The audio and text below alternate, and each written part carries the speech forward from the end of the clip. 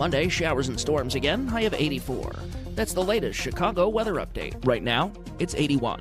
This is a WCPT moment in labor. In the 1830s in Lowell, Massachusetts, during the rise of the textile industry, factories were hiring large groups of women ranging in ages 18 to 35 to work at their mills. The workdays were 13 hours long and had poor working conditions. By 1834, the textile market was sluggish. In response, the workers' wages were reduced by 12.5%.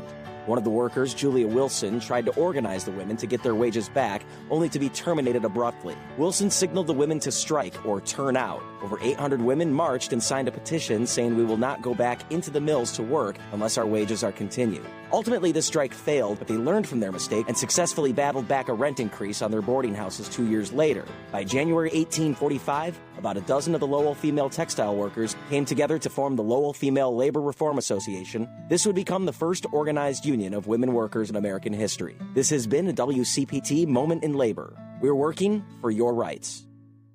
WCPT 820, Chicago's progressive talk, where facts matter.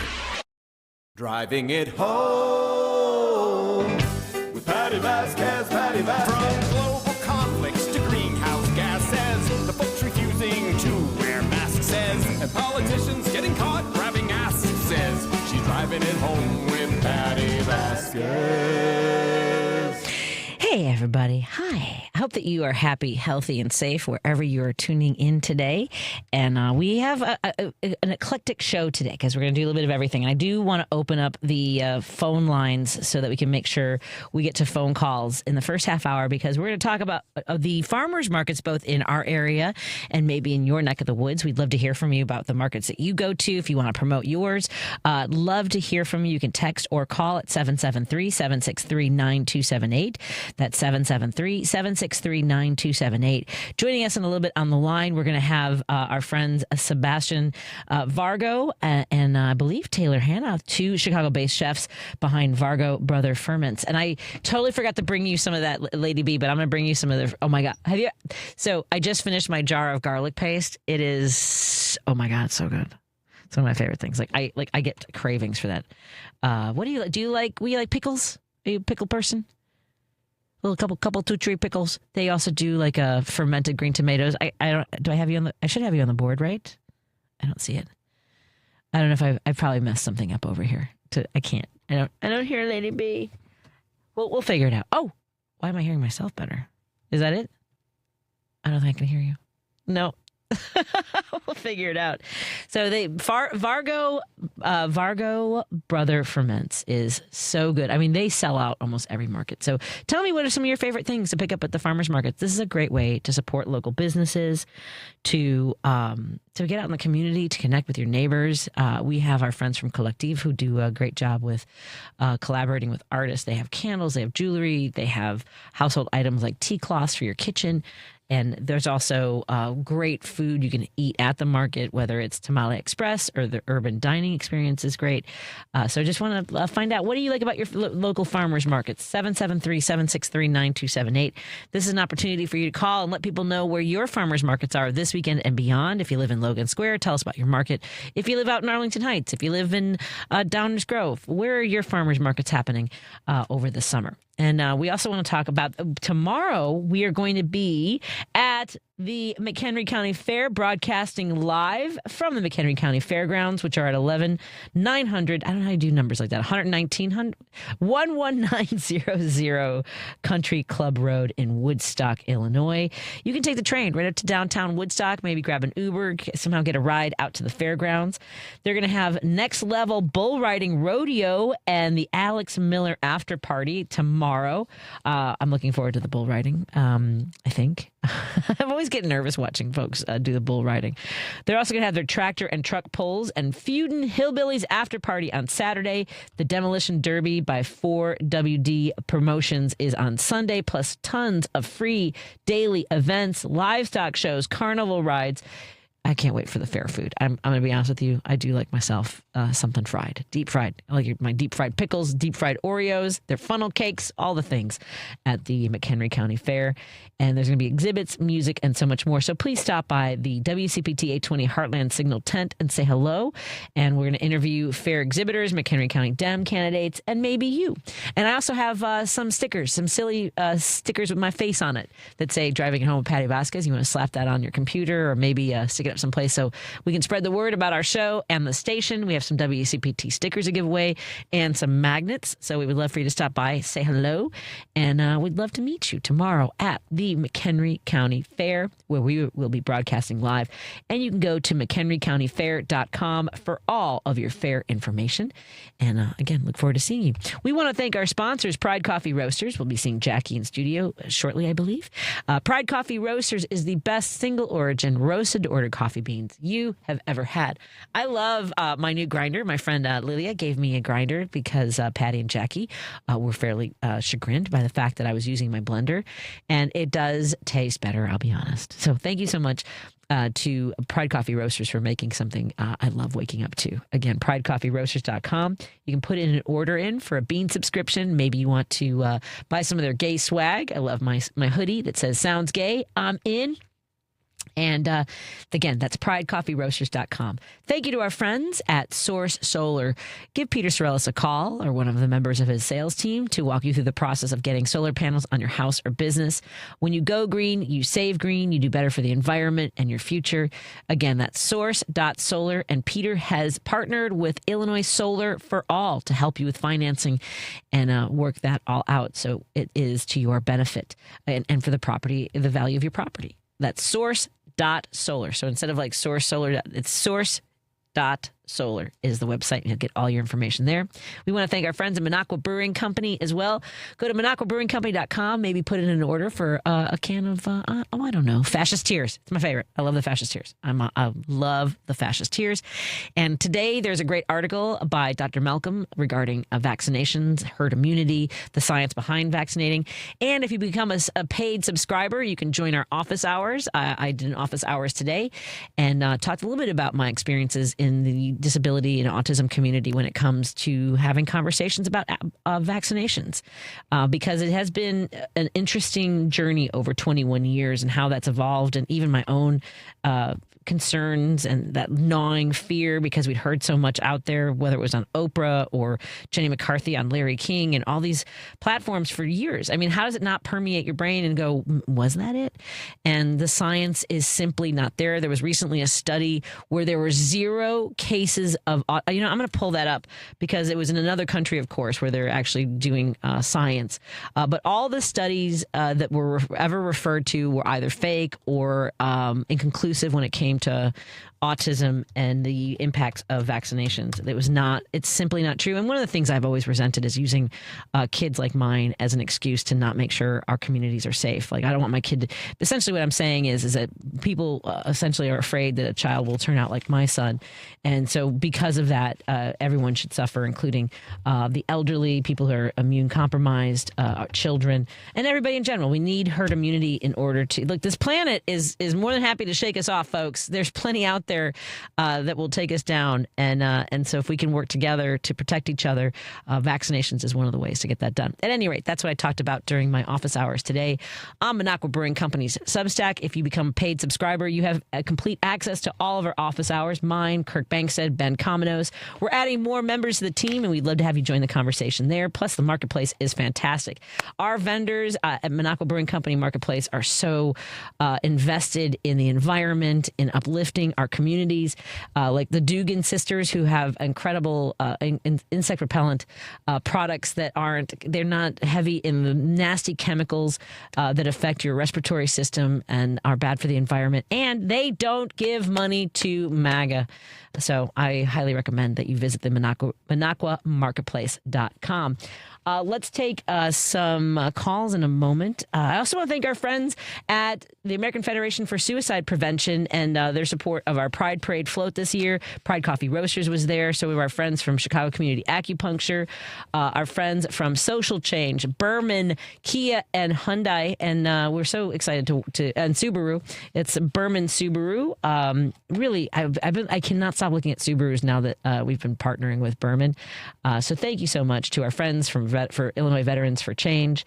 It's just a great experience being in the Pride Parade with everyone this year. And if you are interested in joining us for events like the Pride Parade, or if you have an event coming up that you want to promote, I know we're going to start working with some folks for Eddie Fest and the Labor Day Parade on Saturday, September 5th. We want to see everybody out there. We will be there. So excited to partner with our friends from the CFL. So let's take a break. Oh, let's take phone calls. What time is it? Oh, I have time for phone calls. Excellent.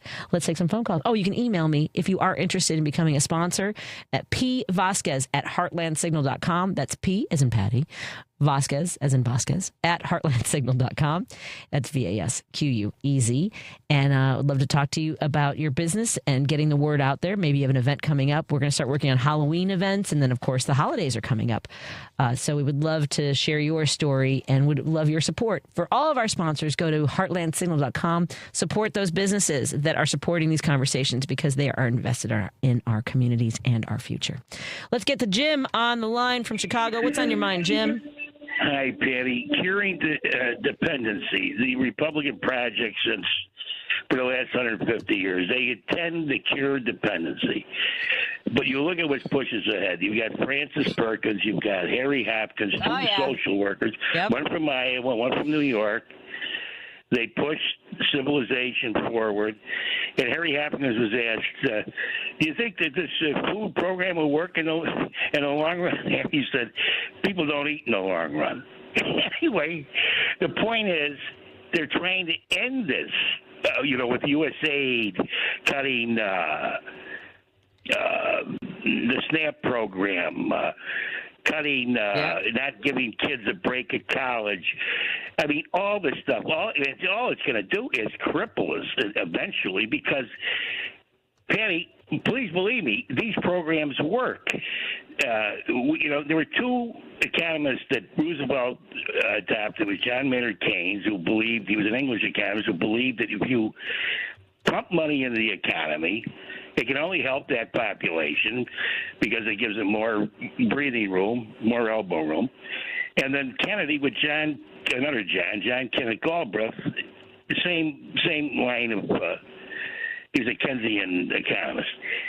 And what are we in now? We're in a situation where we're going to say we want to cut off USAID. We don't want to give anybody any malaria nets. We let them die. I mean, that is their whole policy, to let people.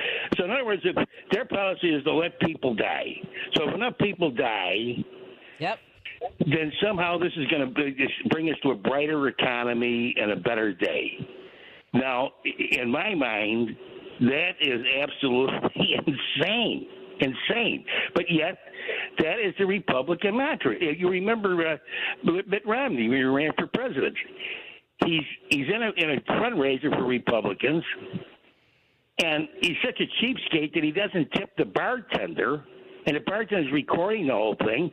And Romney said, the famous words, well, the Republicans are the makers and the Democrats are the takers. Yeah. So this kid, this bartender, because he got stiffed, he hung on to the program. He hung on to the video part of it, and he gave it to Jimmy Carter's grandson, who ran it to Mother Jones. It didn't help Romney in that election, that's for sure. But we're at a similar thing with this midterm coming up. We've got to get the power to purse back, Patti. We've got the power to purse back. Yeah, a listener just texted in. I don't know if you heard about this news with the FCC today, too, with, another element that's going to make it much harder for us to get things back. Right the ship, as it were. The FCC has removed the limit on broadcast TV ownership. Remember, there was a point where a single owner could not reach more than 39% of U.S. households, and they have removed that limit. So outlets like Sinclair. It's already a mess, though. It's already a mess, Patti. It's a mess because you don't really have anybody an erudite enough person. I haven't seen an erudite enough person on TV for years. I mean, they're actually definitely afraid. They're definitely afraid. You know what the problem Republican is? Party. We now have an audience that doesn't know necessarily, perhaps outside of this listening audience, what erudite person on TV is. Yeah, that's all right. But the point is, you don't see anybody making a crucial point or a cogent point about anything. It's the weather. It's food. It's, bread and circus is like you were in some kind of a Roman village. Right. I mean, I don't know what happened to it, but it's absolutely been destroyed anyway. So I don't know what they're going to do with it, but it can't get any worse. I don't think it can get any worse, so they just blacked it out. Yeah, I know. But it doesn't matter because. What do you think of the Michigan race? Oh, I am pleased that the massive amounts of money that AIPAC at least put into that race was not successful. I mean, not the same in St. Louis, but yeah. Right. And not only that, but the beautiful part about it, he is a doctor, and he does want health insurance for every American, like every other civilized country in the world has.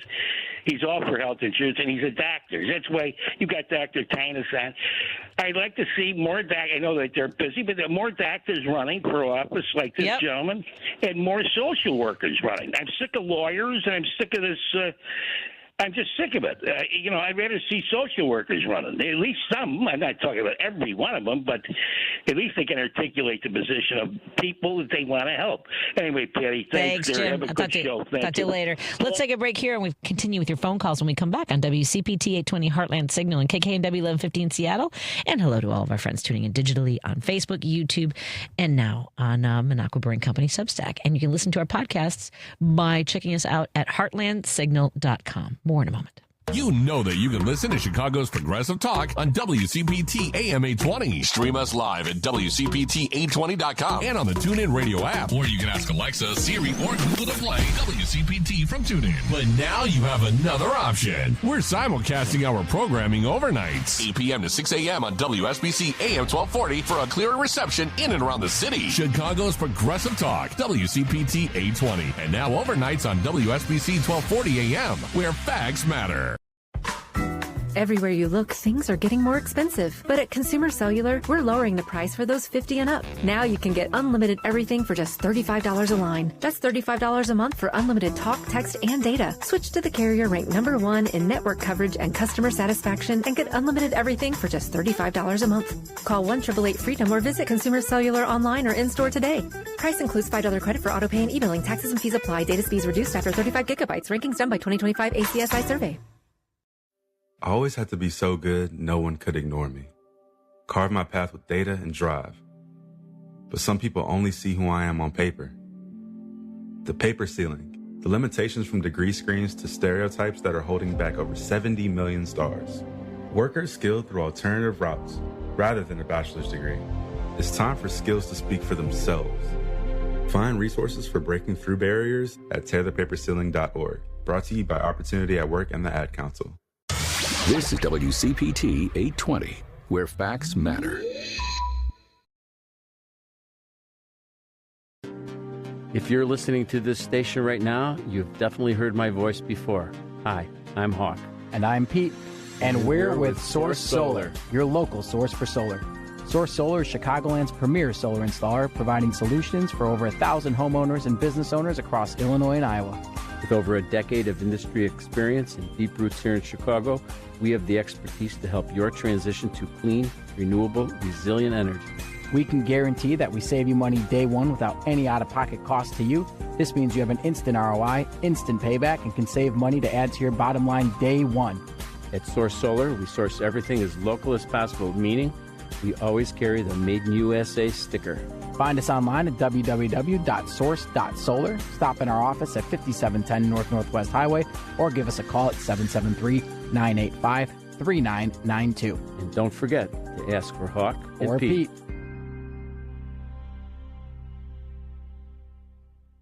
Patti Vasquez is taking your calls now. We need to speak out about this. At 773-763-9278. Hello. It's Driving It Home with Patti Vasquez. We We are driving it home, and we're taking your phone calls while we do that. 773-763-9278 is the number to call or text. And thank you, Jim, for texting and reminding me about the FCC and the decision to remove the limit on broadcast TV ownership. The move lifts a rule that said a single television station owner could not reach more than 39% of U.S. households. Meaning now corporations, very powerful billionaires. I mean, Elon Musk could just, basically get in every single household. And there used to be a limit on that. There also used to be, the fairness doctrine, which, I mean, nothing really matters anymore. And, a lot of us feel as though we are helpless and there's nothing we can do. And we get fatigued, we get outraged, we get sad. Anxious, all the emotions. And if you are looking for a community, want to gather and with like-minded people, there is an event. There's a vigil this weekend on Sunday, the 9th, on McCormick Avenue in Skokie. They're meeting in the parking lot of the north, in the north park, north of, I'm terrible with directions, you can tell already, north of Tui, south of Howard. And this is in memory of Johann Sebastian Duran Guerrero, who was killed. And this is also for the 140 known victims of ICE and the 79 unknown victims in ICE's kidnapping, detention, killings. Grito Latino in Addison as well. And that is going to be in Addison, Illinois. So there are different events for folks. So they're trying to find they want to have at least 121 people to hold up signs with victims' names and donations. They're also collecting donations for the Niles Township Food Pantry, in particular hygiene products. So that's Indivisible Evanston, Indivisible Rogers Park, West Ridge, Indivisible Skokie, Morton Grove, Lincolnwood. So you can look for all of that information on Indivisible's website by Googling the Indivisible main page, and you'll find events in your area. Maria from Humboldt is on the line. Hi, Maria. What's on your mind, my friend? Hi, it's been a while. I'm glad I was able to get on. Yes. First, I want to thank Jim for his information. I agree with a lot of what he said. As for the FCC, you know what? The only radio station I listen to is WCPT. That's my go-to.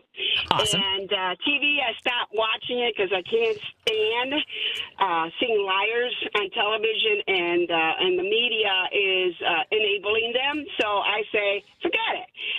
The other thing I want to say is my fun thing to do, I love going to the farmer market. Yes. I love walking. I go to the Logan Square one because I live up in that, close to it. And I just love walking through there, just looking and just seeing all the different products that are being sold. My thing are the bread, okay? I love fresh baked bread and desserts, stuff like cookies and stuff like that. So it's always a fun thing for me to go to farmers market. I grow my own tomatoes. I grow my own. Yes. The economy is horrible. How are your tomatoes doing this year? I think I said this on the air yesterday. I'm not sure, but I've been planting tomatoes for about 4 years now. I started up again, and this is the first year I had picture perfect tomatoes, and they were slightly. I got them when they were still a little green, so I could put them in the air fryer, like fried green tomatoes. Oh my God, so good, so good. Yeah, so happy. Yeah, my. Even strawberries, believe it or not. Not a lot, I grab a few that are, ready to be eaten. But I have fruits. I have all the herbs, cilantro, oregano, all those fun things that I love to add. But I also have green peppers, nice green peppers. I actually used one of them. It was so good. I mean, you save a little bit of money. It's a lot of work growing it. But you know what? I love gardening. I'm a jibara. What can I say? And you know what that means, right? I am a chaos gardener. I just spread my seeds all over the place and just hope something works out. Do you know how I got my tomatoes? Actually, because I've been growing them, and if some of them fall to on the soil, I just cover them up with the soil and just and then hope they come back next year. That's what I've been doing. Oh, that's not. I'll go to the local place to buy, products. That's what I do. The seeds and stuff like that. There's a seed library that I got some from this year as well to grow okra and cucumbers, which I haven't been very diligent about. But there's like seed libraries. You can go online and get them sent to you as well. Like stuff. Oh, yeah. Okay. I've been growing. You're gonna laugh. Broccoli. Yeah, I just planted some. Yes. They're coming. I've never grown broccoli before, but this time I was really surprised. I'm looking forward to eating it. And, add it to like stir fry type of thing. I mean, I'm an experiment. I'm a little farmer. That's I'm a farmer. Nice. Can't help it. I've always been that way. I even grew corn in my parents' backyard when I was growing. So, I mean, that's my thing, know. And with the economy the way it is, everything is so expensive. I figure, let me grow some stuff, and that way save myself a few bucks here and there. But it's the pleasure creating something, helping something grow. Yeah. I agree. So Just so you know, anyway. the Chicago Public Library has several libraries with seed libraries, including the Edgewater branch at 6000 North Broadway, the Bazazian branch on Ainsley in the 60640. Just so you know, the Chicago Public Library, if you ever wanted to get seed, they have a whole catalog of every seed you could possibly need in this area, just so you know, going forward. Oh, yeah. That's good to know. Yeah, you always learn something. I tell you, I always learn something on WCPT, Yay. and I love listening to you all. I love listening to all you guys because you help me with recent information because I can't stand watching commercial propaganda television now. I might as well just cancel my subscription for cable, because I'm fed up. I'm wasting money. I might as well. That's another way I could deduct and save some money, I love it. Yeah, exactly. And, I just use the tablet with the internet. Yeah, the tablets in my phone. So I still get my information. And you guys you always provide the most current information and not propaganda, facts. And that's what I like. And the other thing I want to say, I'm really proud of those Democratic socialists. Thank God we're getting younger people and people that really want to help the community. And I'm a long life Democrat, and what can I say? But you know what? I'm open to new ideas, new people. I would consider myself a little bit more progressive. I just turned 72. I had a birthday recently. Lady B, would you have guessed that Maria was 72? No, she sounds like she's in her 40s, 50s tops. Yeah, if you see me, I look like I'm in my 40s, That's Latinas. Yeah. Latina. Brown don't frown, baby. That's all. Yeah, you know how we are with that. We're, yin sasita, hot. What can I love say? it. Oh. But I've always been this way. It's the Boricua in me. I love it. What can I say? Oh, Maria. Yeah. Well, is your market this weekend? Is the Logan Square market going up this weekend? They always come. Yeah, it's always every Sunday. Every Sunday. Look at you. Every Sunday. And they're really good about it, and it's fairly large. It covers that area there. I mean, the whole area has been changed with the traffic's been changed. Everything's different now. It took a while for them to get it all put together. So you can get confused if you ever go through there because you got to go kind of like in a roundabout and this way. So you got to really pay attention to the signs. Otherwise, you might end up going in the wrong direction. But, yeah, they're there right there on Milwaukee and Logan Square, Logan Boulevard. They have like this circular, like a plaza right in the middle.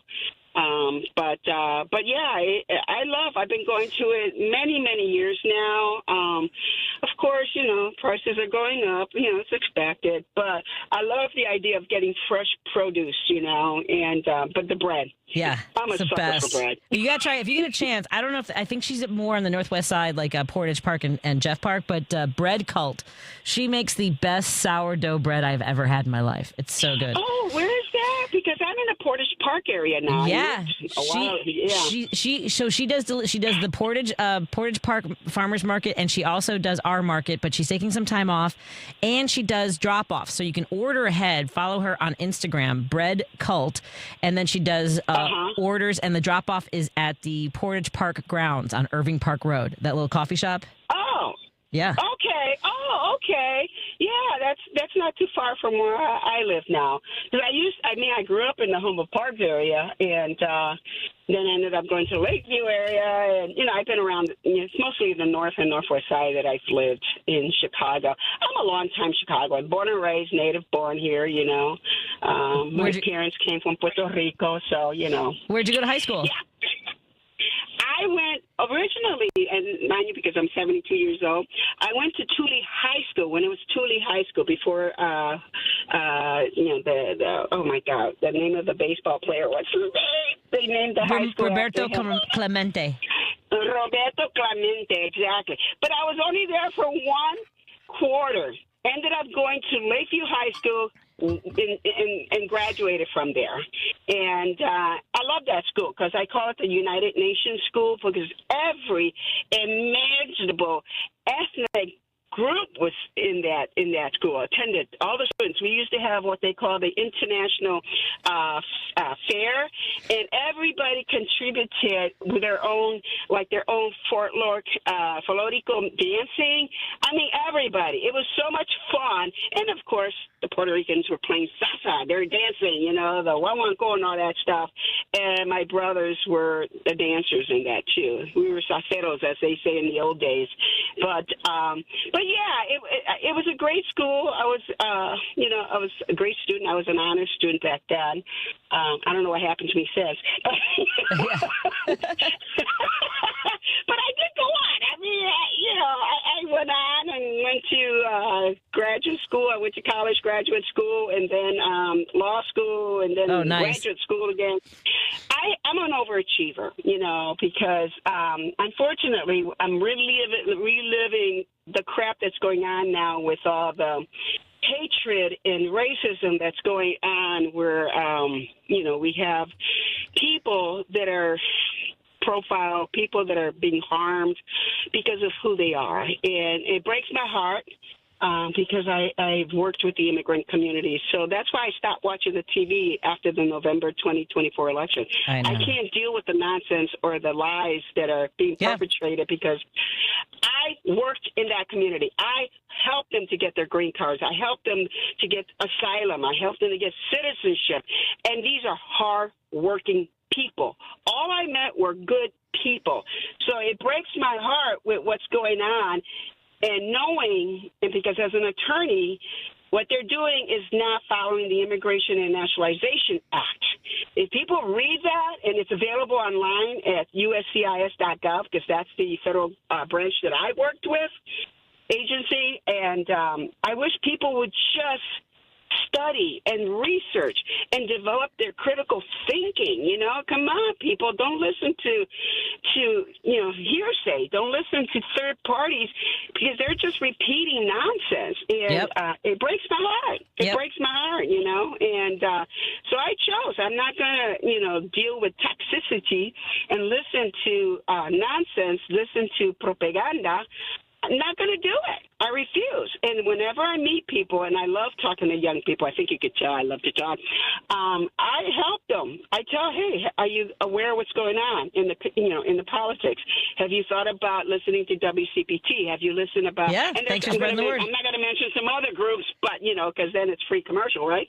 But there's a lot of groups that's available online that people could get so much information.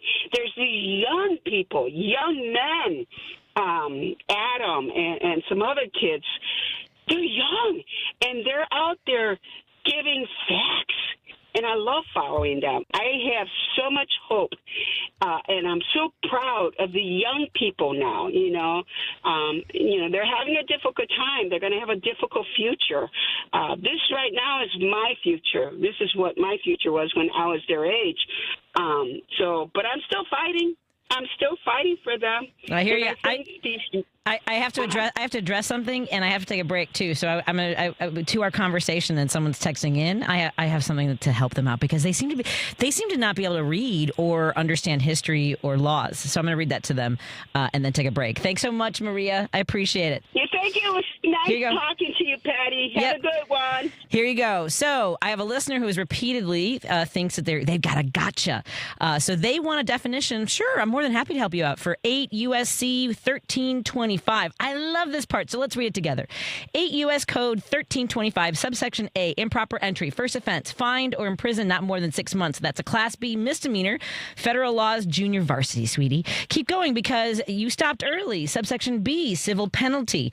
Not less than $50, not more than $250 per entry. $50. Congress looked at that and said, you know what this calls for? A fine you could cover with a tank of gas and a Portillo's hot dog.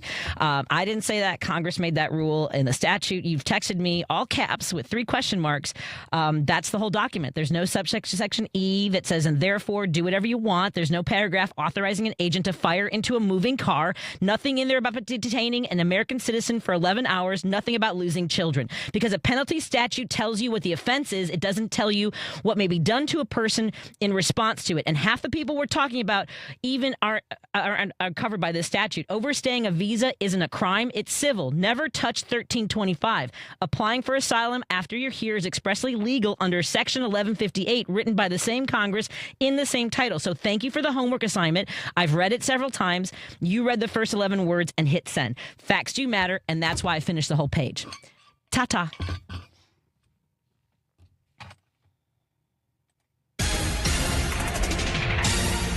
You're listening to WCPT 820. Here's the latest Chicago weather update. I'm meteorologist Ray Miller from the Weatherology Weather Center. Mainly cloudy skies tonight with a low temperature near 70 and winds out of the southeast at 5 to 15. Friday we'll see partly sunny skies and a high temperature of 84 with southwesterly winds at 5 to 10 miles an hour. Saturday, plenty of sunshine with a high temperature of 80 degrees. Good chance of showers and storms on Sunday with a high temperature around 83 degrees. Monday, showers and storms again, high of 84. That's the latest Chicago weather update. Right now, it's 81. This is Chicago's Progressive Talk, 820 AM, WCPT Willow Springs, and online at WCPT820.com, where facts matter. Choose Views with Richard Jew. Mary Pat, good morning and welcome to the show. We're all human. Cory Booker is a human. The man in the White House is a human being. And the point is, stop looking for excuses not to vote. Yeah, Mary Pat, wow, you must have been in my brain. I was driving in this morning thinking about thoughts for the show, and I was like, a lot of people were just looking for a reason to find fault in Kamala Harris, and they didn't vote. Richard Jew, weekday mornings at 6 on WCPT 820. Homeowners, is your upper floor too hot in the summer? Are energy bills climbing with every degree? Green Attic can help. With over 15 years of experience and more than 1,000 5-star reviews, Green Attic is a trusted name in Chicagoland for insulation, ventilation, and roofing solutions that make homes more comfortable and energy efficient. They specialize in attic insulation, spray foam, crawl space encapsulation, mold remediation, and solar attic fan installation, all designed to keep your home cooler and improve indoor air quality during the warmer months. Green Attic also offers full-service roofing through Green Attic Roofing, from roof repairs and replacements to flat roofs, commercial roofing, and solar panel installation. The right insulation and ventilation can lower energy use, reduce strain on your HVAC system, and help maintain more consistent temperatures throughout your home. Green Attic backs its work with the industry's only 10-year labor warranty. Schedule your free insulation consultation at greenattic.com or get an instant roofing estimate at greenatticroofing.com. Green Attic, healthy home, happy family. You're listening to WCPT 820, because facts matter. Distractions. Just bold ideas and real talk. This is Driving It Home with Patti Vasquez.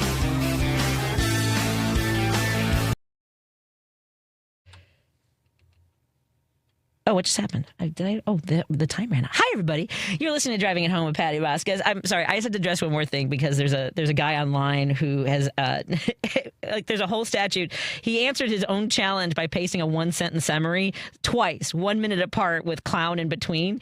And here's what he pasted, because it's not the statute. That's a search result blurb. The statute has penalties in it, and his version has none because the penalties are the part that hurts him.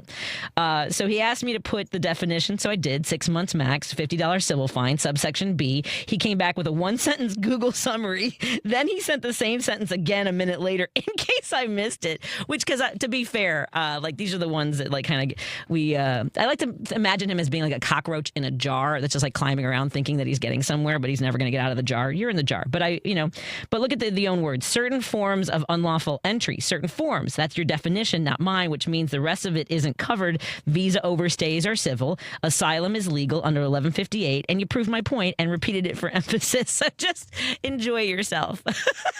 Yeah, I mean, by the way, speeding is also a misdemeanor, and it actually costs. How many lives do you guys think are lost by speeding in this country? 11,000. Over 11,000 people die because people break the speed limit, and that's not even including infrastructure damage as well as medical bills.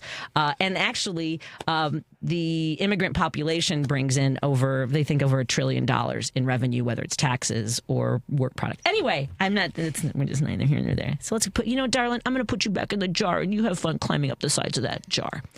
Right there. Okay, anyway. Hi, Jackie from Pride Coffee Roasters. Hi, Patti from Pride Coffee Roasters. And hi, Sebastian from Vargo Brother Ferments. Hi, everybody. This is my Jefferson Park Sunday Market. I don't have to go to I have to go to your tents. Hello, I know you want some of our now. coffee later. Yeah. Here's it. So let me tell you, I just finished one of my jars. Do you guys do the garlic paste from Vargo? We've purchased that before. It's so good. Yeah. So we, of course, our sponsor. What was that, Sebastian? We can collab the coffee and garlic sauce somehow. Have you got something going there? I like that idea. So, Sebastian, tell us about Vargo Brothers Ferments, because it's really one of my favorite things between the coffee, the tamales, and the incredible jars of goodness that you guys bring with you. Oh my gosh, thank you so much. Yeah, it's absolutely a pleasure to be here. It's an honor, especially with my homies Jackie and Patti. So happy to be here with y'all, not in person. Yes, Vargo Brother Ferments. It's a business I run along with my wife Taylor. We specialize in a lot of lacto fermented seasonal fare. So we love to work with local growers and veggies and just transform them into really tasty condiments. So we do everything from like lacto fermented pickles, classic garlic dill like deli pickle, sauerkraut, kimchi. When I say lacto fermented, we're talking salt brined, unpasteurized, so like naturally tangy, naturally crunchy, just refreshing krauts, kimchis, and pickles, and so much more than that. And then, what we like to do is make things that are good for digestion and immune functioning. So, yeah, it's definitely a love and passion. I'm super happy I get to do it. I know that in the past, Meryl said there used to be a cookbook with all the products. Like, I really should start writing down all the ways in which I use, obviously, my coffee every single day, which I love. But I made a dirty matcha with your coffee the other day, which was also fantastic. I had some matcha powder, and I was like, I needed to double down on my caffeine. So tell us a little bit too about Pride Coffee Roasters. And I know that we've talked about it before on the air, and I've mentioned it that you guys, started out as hobbyists. Mm-hmm. Whose idea was to pick that up as a hobby? I think it was me, because I'm like a wannabe DIYer all the time. Most things do not work out very well, but I was tired of buying name brand coffee beans from somewhere local here, and not a local, but like more of a mass, corporate produced place. And I'm like, you know what? I want to try this out. So I did some research and learned that you could buy a popcorn popper that you do over the stove, and that's kind of how we started making our own coffee. And then it just kind of exploded. Baby steps. Yeah. Yeah. And I mean, like, it is something when you decide to put your brand, at the forefront, right? So I think that, we all, because people get locked into this idea of like, well, if we call it this, then, we're certain people aren't going to buy from us. We don't need everybody. Exactly. Patti, right? Can kind of elaborate on that. Yeah. Yeah, I mean, various markets have multiple coffee vendors, and there's room for everybody. Yes. And you guys, you span the entire, but I think it also draws people in. I was just talking about how important it is to wear, and I don't think I'm wearing today, but in general, wearing a pride, just a symbol of being an ally. It's amazing to me how many people react. If I'm wearing earrings at Wrigley, people are like, I love your earrings. Yeah. Right? They say love on them. It's fun to hear the thank yous for being here. Yeah. I mean, the visibility really matters. So, and we were never nervous about our name, Pride Coffee Roasters, or are worried about our garb that we wear, our design, the Sounds Gay I'm in. I was never afraid to show that out loud to people in public, and because I'm so happy of who we are naturally, and our product is that freaking good. So if you don't like what we are, then we understand, just walk on by. You don't need to make a comment. Just walk on by. Walk on by. I mean, that's also for the show. You don't like it? Walk on by. Yeah. Walk on by. Bye-bye. Bye-bye. Ta-ta. For Vargo Brothers, how did you get started, Sebastian? Where did this come? Where did this wonderful company of incredible foods come from? Yes. Well, I was going to say, to the walk on by comment, people do like to let me know that they think kimchi is stinky. I'm like, okay. So is your opinion. Just say it. Right on. I love kimchi, so we have so many people. Exactly. Not for everyone, but the people that do show up for it are the ones that are so special. The business, as far as fermentation goes, is something that I fell in love with. I want to say around 13 years ago, in kitchens.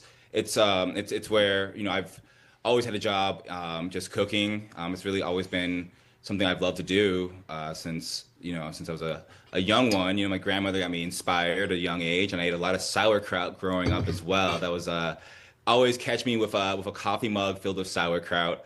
I'm sorry, these are not the sentences that people use often. I was the one. Things in a coffee mug. Put Skittles in one. Sure. Yeah. What was it? Was it a family thing to be eating sauerkraut? What were we doing with sauerkraut? It was a family thing. Yeah, absolutely. It was just something that we just had a deep passion for. Don't ask me the origin of that, but it definitely came from our grandmother just loving it. She had a lot of special recipes. I remember I had a crazy steam burn that I got. She was making braised short ribs and sauerkraut, and I just loved it. And it was just cooking slowly, and I just remember peeking under the lid and burning my arm, but being worth it because it was delicious. But I've always just kind of grew from there, and then getting into cooking and having cool chefs who were down to just show me the basics and the functions of what was happening under the hood. And after that, once I learned that you could just preserve things and give them a second life and change the flavors, it was just game over. I just dove headfirst into that. When I met my wife and I met Taylor, we met in kitchens. And, I told her a long time ago that I wanted to have my own pickle shop one day or just do something with fermentation. So once COVID really took off, the pandemic, as we may have heard of it, we had that free time to try some stuff out. And eventually, it became me just making pickles from my childhood and making fun ferments and experimenting with it. And, now 6 years later, we get to do it for a living. So I'm always, every day, I try to at least once a week express some gratitude that we get to do this, even when we're super busy and swamped and trying to keep up. It's so good. One of my favorite things is, I think it's a dill salsa. I told you the Yes. Oh my God. That's a deeper cut. It is so good. All right. We are hanging out with our friends from the Jefferson Park Sunday Market. We'll be at the park this Sunday, 9:30 to 1:30. There will be yoga. You can sign up for Wildfire Yoga. Go to their website. Go to the Jefferson. Patty, Jackie's like, why are you looking at me like I might know? I'm just looking at somebody because I'm looking for it in my own brain and hoping if I look into your eyes, I'll find it. Good. I'm not weirded out at all. That was intense. You can look at me too. I can confirm. Go to Jefferson Park Sunday Market's Facebook page. You can also find out more about all the great vendors that will be there this weekend. As I mentioned, we've got Collective. I love their jewelry. I'm not wearing any of it, but I have so many of their rings. It's kind of getting ridiculous because I love them all so much. Plus, the artist will custom make items for you if you have something in mind, and she did a fantastic job. You can go to Jefferson Park Sunday Market their Facebook page as well as their website, which I'm trying desperately to find before I go to the break. Let's just go to the break, and we'll get the website when we come back. On WCPT 820 Heartland Signal and KKNW 1150. Hello to all of our friends tuning in digitally, and we have some calls on the line that we'll also be talking about farmers markets when we come back. And if you have a farmers market you want to promote, I don't have to corner the market. We talked about Logan Square. I think our friend Jeff is going to tell us about his Sunday market that he likes going to. 773-763-9278. Tell me about the markets in your neck of the woods. And if you haven't been to a market recently, Google them near you and get out there. Get out there with your neighbors. Skokies is fantastic. Edgewater is great. Portage Park will be next week. Just a few to name. Just saying. Let's be honest. The National Symphony may not be in his future, but he wanted to try violin. So you said yes because you love him. And if you love him that much, love him enough to make sure he's buckled up and in the back seat. Find out more about keeping your kids safe in your vehicle at nhtsa.gov/the-right-seat. Show him you love him. Keep him safe. Visit nhtsa.gov/the-right-seat. Brought to you by the National Highway Traffic Safety Administration and the Ad Council. When you get a diagnosis of Parkinson's disease, things get real. And nobody understands that better than the Parkinson's Foundation. All across the country, we provide resources and support in the fight against Parkinson's, a neurological disease that affects movement. The Parkinson's Foundation is dedicated to improving care and advancing research towards a cure. And when you call our helpline, you'll speak to a real person who can help you find the right information. Because while living with Parkinson's can be challenging, there are things you can do to improve your quality of life. So, whether you're newly diagnosed, have been living with Parkinson's for years, or caring for a loved one, when Parkinson's gets real, find real answers at the Parkinson's Foundation. Go to parkinson.org or call our helpline at 1-800-4PD-INFO, 1-800-473-4636. The Parkinson's Foundation. Better lives together. It's the most wonderful time of the year at Staples. They've got back-to-school supplies as low as 25 cents, up to 40% off select tech, and more at staples.com/back-to-school. Staples, that was easy. You're listening to WCPT 820, because facts matter. Here's great news for those Chicagoans heading up to southern Wisconsin. Should you ever forget to load up on progressive brews from the local favorites like Rogers Park Provisions or Park West Liquor in Lincoln Park, Minocqua Brewing Company beer is now conveniently available at Dream Liquor and Cigar in Kenosha and in the Lake Geneva area at Delavan Liquor and Smoke in Delavan. If the great town of Madison, Wisconsin is your jam, please remember to swing into the Minocqua Brewing Company tap room at 2927 East Washington Avenue to grab some Resistance beer, pizza, t-shirts, and progressive camaraderie. You're listening to Driving It Home with Patti Vasquez.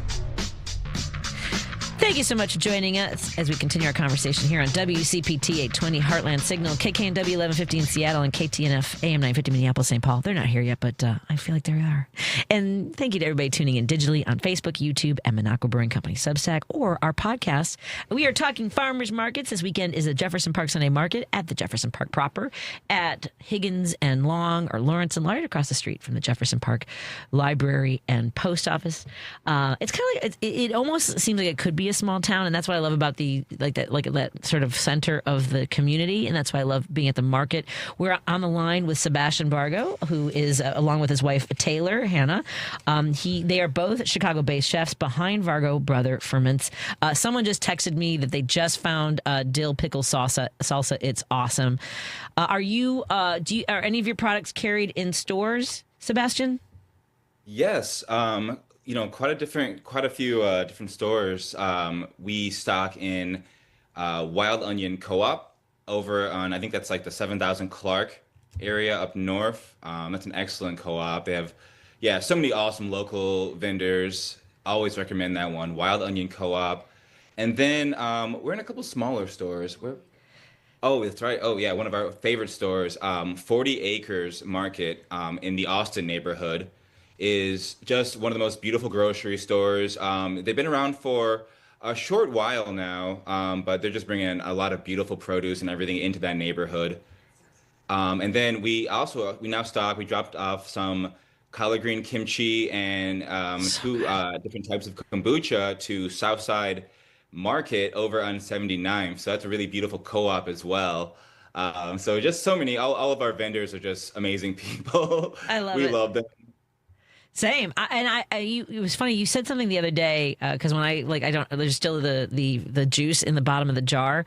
You said, when you have that itch, and that's such a great way to put it. I have that itch for the taste, and I keep I keep the liquid there so I can take a sip of that too, because that's also good for your bio system, right? Absolutely. Hey, I'm always about it. Drink the brine. You have to get your probiotics in somehow. So if you can find a way to make it taste good, that helps, I think, a lot. So absolutely. I'm doing shots of brine. I do a shot of sauerkraut brine almost every morning, sometimes with a little fizzy water if I'm feeling fancy or sassy. Fancy. And for Pride Coffee Roasters, you guys also have a subscription. What is wrong with my brain today?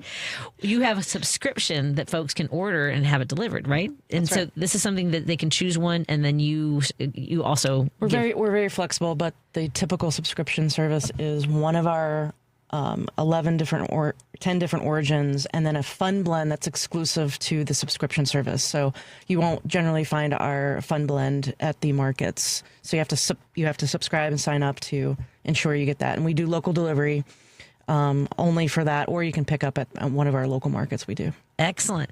And Sebastian, what do you want folks to know about the products that you have out there, whether it's at the markets, how they can find you at the markets, how they can find you in the stores? What's the best way to follow you? Absolutely. I always say that, we have a very fun website. So just, I definitely suggest VargoBrotherFerments.com. We also have lots of zines, informative information as well that we love to just put out information to the public. I would say come see us at your local farmers market. It's summer. It's beautiful. Come touch some grass. Yes, catch us anywhere from Portage Park to the beautiful Jefferson Park Market over at the Memorial Park. We also do Horner Park as well. It's another beautiful one. And if you're in Batavia area, come visit us. Batavia has a very robust farmers market scene as well, so they do a good job. Excellent. Oh, and Uptown, of course. Uptown Wednesdays, 2:30 to 7. Excellent. Now you know where to find the Vargo Brothers at VargoBrotherFerments.com. That's VargoBrotherFerments.com. And we'd love to have you and Taylor in studio next time so we can all hang out. Sound good? I would love it. Excellent. Because I'm keeping Patti and Jackie. They don't know that yet, but I'm locking the door. They can't go anywhere. I'll talk to you later. I'll see you on Sunday, my friend. Yes. Bye, thank Sebastian. You. Bye. Have a great one. Bye, Taylor. Thank you. Let's take a break here, and we will continue our conversation. We're going to have our friend Ben Cominos on, but I want to talk a little bit more with our sponsors, Pride Coffee Roasters. So proud to have been with them at the not only the Jefferson Park Sunday Market where I volunteer, but also the Pride Parade. Again, PrideCoffeeRoasters.com. I know everyone was so supportive of companies like theirs in June. They're proud all year, folks. So go to PrideCoffeeRoasters.com, and we'll continue our conversation. And I'll get our callers on the phone as well in just a moment on WCPT. KKNW and digitally. Sorry, Lady B, I'm so late. Here we go. WCPT replay. She is Brooke Fletcher. This year, 2026, she became the first woman to serve as the White Sox TV game analysis. What does that accomplishment feel like? It was a really proud moment for myself, for my family. The week, coincidentally, my family was up there for another opportunity with the White Sox. So being able to kind of share that with them was really special. But I think it just is showing, it's just a representation of all the hard work that I've put in throughout my career. Yeah, it was the last minute, but I don't think if I was presented that opportunity when I was younger, I would have had the confidence to kind of jump right into that seat and kind of take the bull by the horns, if you will. So I think it just kind of represented how much I have grown and just kind of the confidence that I developed. And I always say, like, you never know what you're capable of until you just make yourself a little uncomfortable. So that was probably the biggest thing I took away from that opportunity. Keep listening to WCPT 820 because facts matter.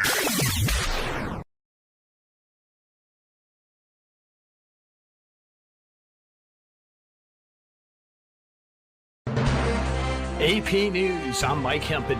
President Trump is trying again to end birthright citizenship. President Trump signed 2 executive actions on immigration. One deals with birthright citizenship. It would limit the number of people eligible to become U.S. citizens after being born in the country. The second would curb birth tourism, increasing visa restrictions on people who want to give birth in the U.S. This will give us the right to do it in a much more forceful manner. But they've taken birthright citizenship and they've made a joke out of it. The president tried at the start of his second term to end birthright citizenship. 2 months ago, the Supreme Court upheld a broad conception of it, rejecting the president's previous attempts to declare children born to people in the U.S. illegally or temporarily aren't American citizens. Unfortunately, we had a bad decision, very unfair decision. Our country suffers because of it.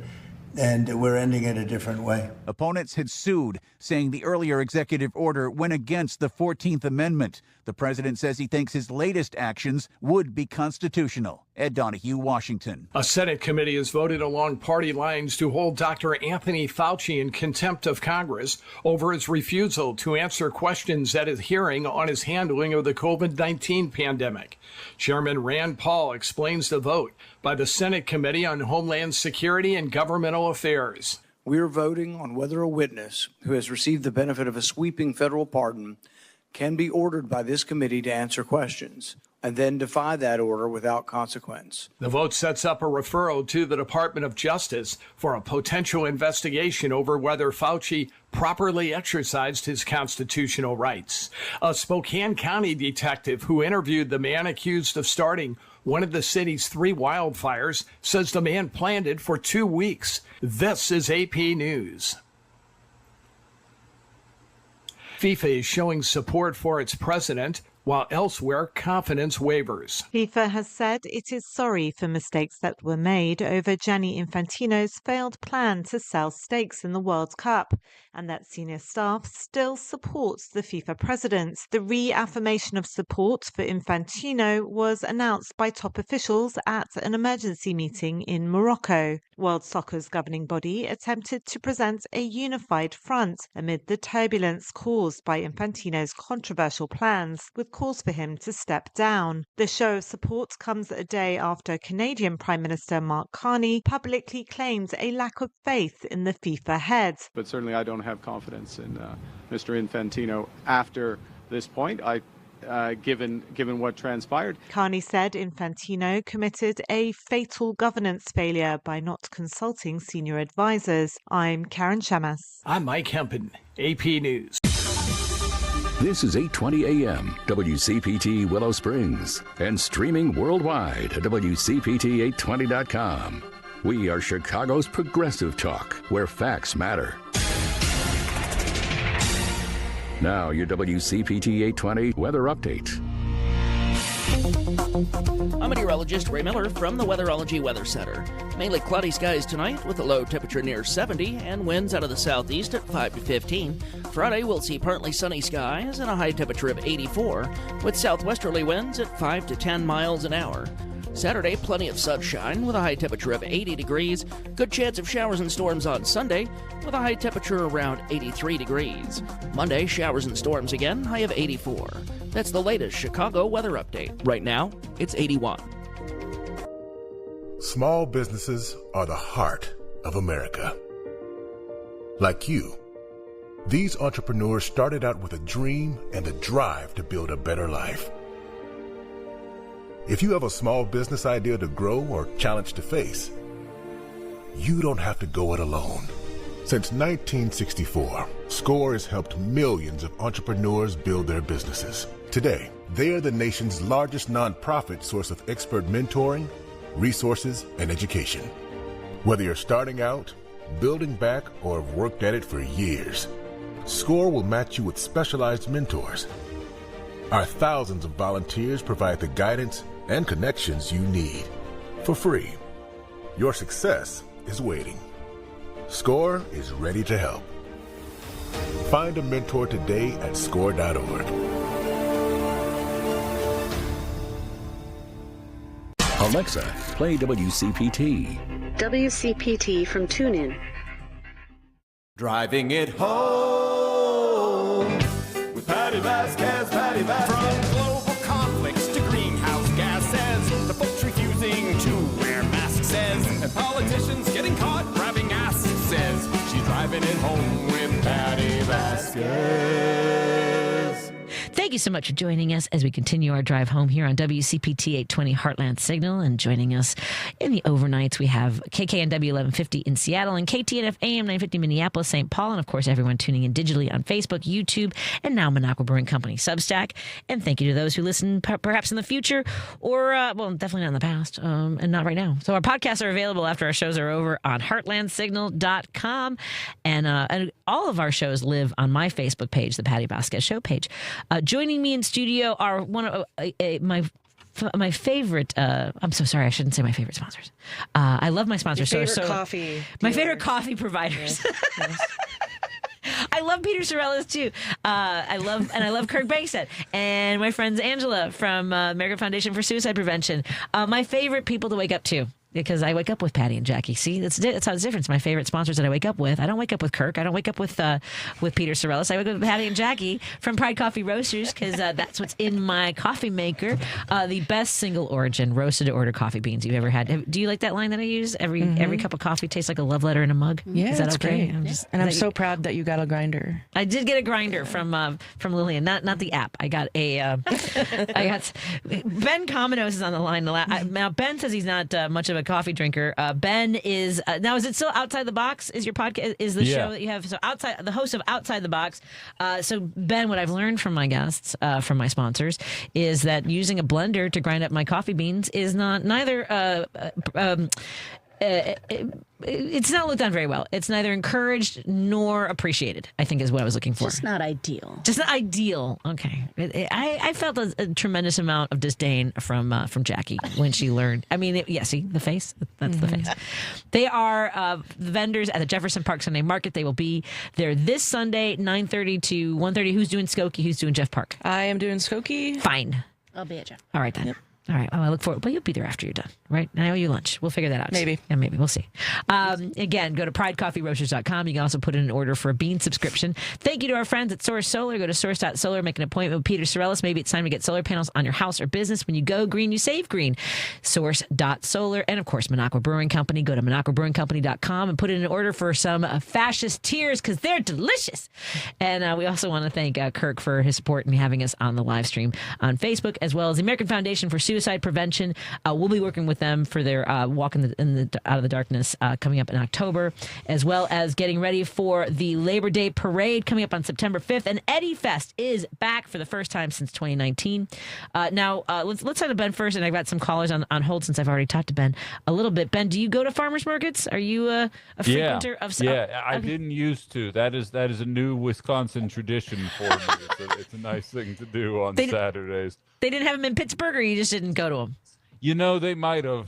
You know, I was living like in the city proper of Pittsburgh. You know what I mean? There were 1,000 things to do every single day. So farmers markets, I'm very notorious for having never used my stove or oven. Like I don't cook a lot. I just go out and I eat out and I live out there. So I mean, farmers markets weren't for me then, but I go out there now. They got the best fruit, and it's like the last place where things are affordable in 2026. So farmers markets are where it's at. And I have to. There's a guy that like everybody swears by that has eggs, and they were so Patti and Jackie were like, "You got to go get those eggs right now." Who's that guy who feeds his chickens like cornmeal and like the densest, John Paddock. Paddock Farms. It was unbelievable. Mm-hmm. Like Steve was like afraid to touch them because he was like, "Well, I'm just going to make scrambled eggs." I'm like, "Don't touch my eggs," because they make great sunny. I'm a sunny side up. How do you eat your eggs? What's your? It depends what's with it, but I'm more of a hard fry. But I break the yolk, and then I like a medium. All right. How about you? I'm an over easy. Over easy. How about you, Ben? How do you take your eggs? Scrambled every eggs. Single time. No Paddock eggs for you. Yeah. Just kidding. That's fine. That's fine. Okay, I'll take my ball and go home. No, I'm teasing. No, it's also very good scrambled. I don't know if you guys have seen this video that kind of went viral. These chefs that were talking about the best like little souffle you can make in your microwave. This is for you, Ben. This is super easy. It's one. You crack an egg in a coffee mug, and you whisk it with a tablespoon or so of mayonnaise. Not kidding. Mm-hmm. And you microwave it for like a minute. I usually do for like a minute 10, so there isn't any liquids. It's what? Yeah. And then you put that on your nachos with your Vargo brother ferment with some salsa and cheese, and oh my god. It's just it's a good Too bad breakfast. we don't have a working microwave. We haven't had one in about 8 years. Okay, these are not people I can talk to, Ben. They don't use microwaves. Do you not use microwaves? And I'm listening to you tell me this, and I'm telling you right now, Patty, if I didn't eat for 4 days, I'd die of starvation sitting next to that concoction. That you don't use a microwave either? All right. No, I'm not putting mayonnaise in anything. I'd be like, oh, here's this thing we know you haven't eaten in a half a week. I'd be like, nah, I'll wait till the next thing. Thank you. Does anyone want to tell him about Portillo's chocolate cake? Do you guys know about Portillo's chocolate cake? Okay, never mind. Never had it. Okay, that they use mayonnaise. Let's. Oh, really? I don't think I'm supposed to say that. I was told like years ago when I was at another station, they were like, they might be sponsored. We want them to sponsor. Don't tell people about the mayonnaise in their chocolate cake. I'm sorry. Anyway, let's get to a phone You call. just ruined their whole business model. Yeah, I'm sure they're going to struggle. Yeah, they should have gone public. I guess people are going to buy stocks. We have Jeff from Elgin on the line. Hey, Jeff, you have a farmers market you want to tell us about? Patty, you're killing me. I'm hearing so many questionable culinary things on the show right now that I don't even know. Mayonnaise in the chocolate cake. I've heard of sour cream in the chocolate cake, and I've heard of Greek yogurt in the chocolate cake, but mayo in the chocolate cake is an interesting one. What is in mayonnaise? Eggs and oil. Eggs and oil. Yeah. Just saying. That's it. Ben, it's just eggs and oil. I hate that you told me that. Mayo does get a bad rap. I honestly say mayo gets a bad rap, especially when you make it from scratch and do an aioli. It's good. Here you go. Yeah, the jarred stuff, I get it. While people are fearful of the jars. You can Google it. Mayonnaise is famous at Portillo's. It is a secret ingredient in their legendary chocolate cake and famous chocolate cake shake. Yeah. It adds rich moisture, so it makes it moist. I know how much people love that word. Ben is gagging. Moist on the radio more often. Tell us about your market, Jeff. Speaking of moist, I think Fired Up Feisty Fact Check Patty needs to make an appearance more often on your show, because that quoting chapter and verse from the U.S. Code kind of got me feeling a certain kind of way. So just throwing that plug out there for you. I got to plug the Elgin Farmers Market. It is a Friday market, so tomorrow it is 3 to 8 downtown Elgin. Ample parking, but if you take public transit, you can literally see the farmers market location from the Metra or the Pace Bus Depot right across the river. Awesome. It's great. They're always looking for new booths, and they've actually been trying to find an indoor location so they can extend their season a little bit and run more into the fall and start earlier in the spring. So if anybody's got hookups out there with ideas for them, they're always looking for cool stuff. And I got to put a plug in for the Park Ridge Farmers Market as well. My brother and sister-in-law swear by that place on Saturdays. Also right by the Metra in downtown Park Ridge, and they have some amazing baked goods. So shout out to Maria, I think, who was loving on the baked goods earlier.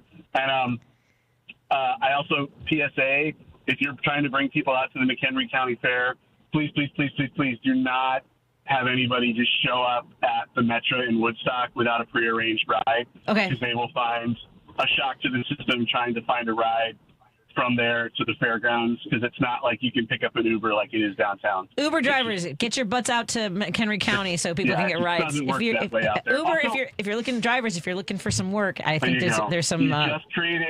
Thanks, Patty. You just created surge pricing in Woodstock for the weekend. Great job. Way to keep the economy going. And hey, speaking of the economy, market days, North Halstead Market Days this weekend. 10 to 10, man. Check it out. Also, it's gotten much more local since COVID. Nice. It used to be very commercial, and they bring a lot of vendors in from outside. They've carved out special areas now for local food vendors and stuff. So it has gotten much more to its roots of being more of a local vendor, arts and crafts, like places that had stuff on the street that it did back in the day when I first started going to market days like 30 years ago. Anyway, awesome. Thank you. Have a great week. Thank you, Jeff. I appreciate that. And thank you for staying on hold for a while. So, Ben, one of the things that we're talking, because, we're discussing farmers markets. And of course, for me, as you mentioned, some of those prices are more affordable than they are at the grocery store, because people used to, could be concerned about how much things, they're like, oh, farmers markets are more expensive now with everything going up. What are you hearing in Wisconsin about the cost of things, whether it's gas? I know we have a lot of ag in your area. How are folks doing in Wisconsin? I mean, it's exactly what you think it is. I mean, especially 70% of our industry or some stat like that comes from agriculture. So with people expecting the cost of fertilizer going up and things like that, it's rough out there. It's hard. It's hard to contend with. It's the kind of difficulties that it actually drives me nuts. Like, doing political talk the way we do, the idea that anybody who is representative of the economy that we are in right now is even polling at 20% blows my mind, because nobody is doing all right right now, and it's just a matter of hanging on for dear life. I that's the thing, is that, like, I know that we've talked before about your listeners, because you appealed to people who might disagree with you. I guess I was surprised at the Skokie Farmers Market when I was there with Jackie and Patti. A woman came up to me and was telling me her sister listens to the show and she's MAGA, but she likes my show, which I thought was really interesting, because I have a tone. Yeah, well, that's my go-to line right now. Is up until the day I was fired, there were still MAGAs that say, I really like that outside the box. He's such a moderate. And then, like, meanwhile, I was up there like, we need to tax the rich and Medicare for all, and let's tear the system down. But just expressed in a way, I'm being hyperbolic now for how I was saying it, but it's a matter of how you say it, not what you're saying, because nobody even expected what I was, the entire time, which is kind of wild. Yeah, I agree. And let's take a quick break and come back. I've got a couple phone calls. I don't know let's ask Paul from Seattle what he wants to join the conversation with. I know that Dave from San Francisco wants to talk about economics. I don't know if it's guns and butter, which nobody sells butter at the farmer's market, do they? But, does Finns might have. I know they have tallow. Oh my God, you guys! I'm defrosting some of their Hungarian sausages today. Very excited about that. Let's take a break here and continue our conversation with Ben Cominos. He's the host of Outside the Box. That's Outside the Box on YouTube. Become a subscriber there. He also broadcasts every single day on Minocqua Brewing Company Substack. But go to YouTube as well and subscribe there, because we're trying to get him over 1,000. That's when he starts being able to make a better living. Huh? If I can, the channel's just named Ben Cominos. It doesn't have anything to do with Outside the Box. So it's just Ben Cominos on YouTube. Ben Cominos, not just Ben Cominos, but just Ben Cominos, but just is not in the name. It's Ben Cominos, Cominos, traditional spelling. More after this on WCPT 820 Heartland Signal, KKNW 1150 and KTNF AM 950. Thank you all for being here digitally as well. This is Richard Chew with something to chew on. It's curious to watch the hypocrisy of Senate Republicans interrogate Dr. Fauci, an 85-year-old career medical veteran who, by all measure, helped steer our country through one of the most dangerous public medical crises in years. But of course, every one of the GOP members of the Senate Homeland Security Committee and those in the GOP corporate media decided to show their political bias and stupidity by going all in and threatening Dr. Fauci with jail time and all the rest, because he decided to exercise his right of using the Fifth Amendment. Newsflash, GOP hypocrites, your boy, Donald Trump, used the same right nearly 500 times in his New York fraud testimony. But you fools have short memories. So if Dr. Fauci needs to be in jail for his use, so does Donald Trump. I'm just exercising my First Amendment right to free speech. Richard Chew, weekday mornings at 6 on WCPT 820. Chicago's Progressive Talk, WCPT 820, where facts matter. No detours, no distractions, just bold ideas and real talk. This is Driving It Home with Patti Vasquez. And we are hanging out in studio with our sponsors from Pride Coffee Roasters, Patti and Jackie. Go to pridecoffeeroasters.com and put in an order for the best single origin roasted to order coffee beans you've ever. Single origin roasted to order, meaning they're single origin. Can you remind folks what single origin means? Because I learned from you guys. Single origin is one country in a specific area, region of that country. We really like to think of it as like a wine tasting kind of thing with coffee. Because if you get wine from someplace, from like France, and then you get just like coffee from India, from a certain area, it's going to taste different than another coffee in the same country name a different area. So, but single origin is the one country, and that's it. That's I'm on Ben Cominos. By the way, I'm not on Ben Cominos. Ben Cominos. By the way, I am on Peru is my coffee of the week from Pride Coffee Roasters, and it's fantastic. It's one of my favorites. Joining us on the line is Ben Cominos, the host of Outside the Box. Find him, Ben Cominos, on YouTube. And we were talking a little bit about how Ben appealed to MAGA voters. You say MAGA or MAGA? Everyone says MAGA. Apparently sounds too gentle. MAGA. That sounds pretentious. Yeah, MAGA. MAGA sounds pretentious? All right, then MAGA. Yeah, it does. MAGA it is. Hey, MAGA. Put a pinky out. That's pinky right. out when you say MAGA. We're going to talk. We have a listener who wanted to talk about that in a moment. But also, I think that you can sort of thread that line. I think that you sound angry enough about everything that's going on that it's appealing to folks that might not otherwise listen to the issues that you take on, which includes economics. And Dave from San Francisco want to talk about economics. Dave, what's on your mind? Oh, well, I can mix any number of your topics. First one, coffee. Yep. Let's see, if I remember right, Voltaire would drink as many as 50 cups of coffee a day. Well, and no wonder he thought this was the best possible of all worlds. he was over caffeinated. And that was a good joke. I feel so inadequate for having only 7 today. Hey David, I may have to do a rapid transmit, so I've got to because we're gonna we have to end in a couple minutes. Sorry, go ahead. Well, I'll do it. You're talking farmers markets, and that'll tie to the Keynesian economics you were just talking about.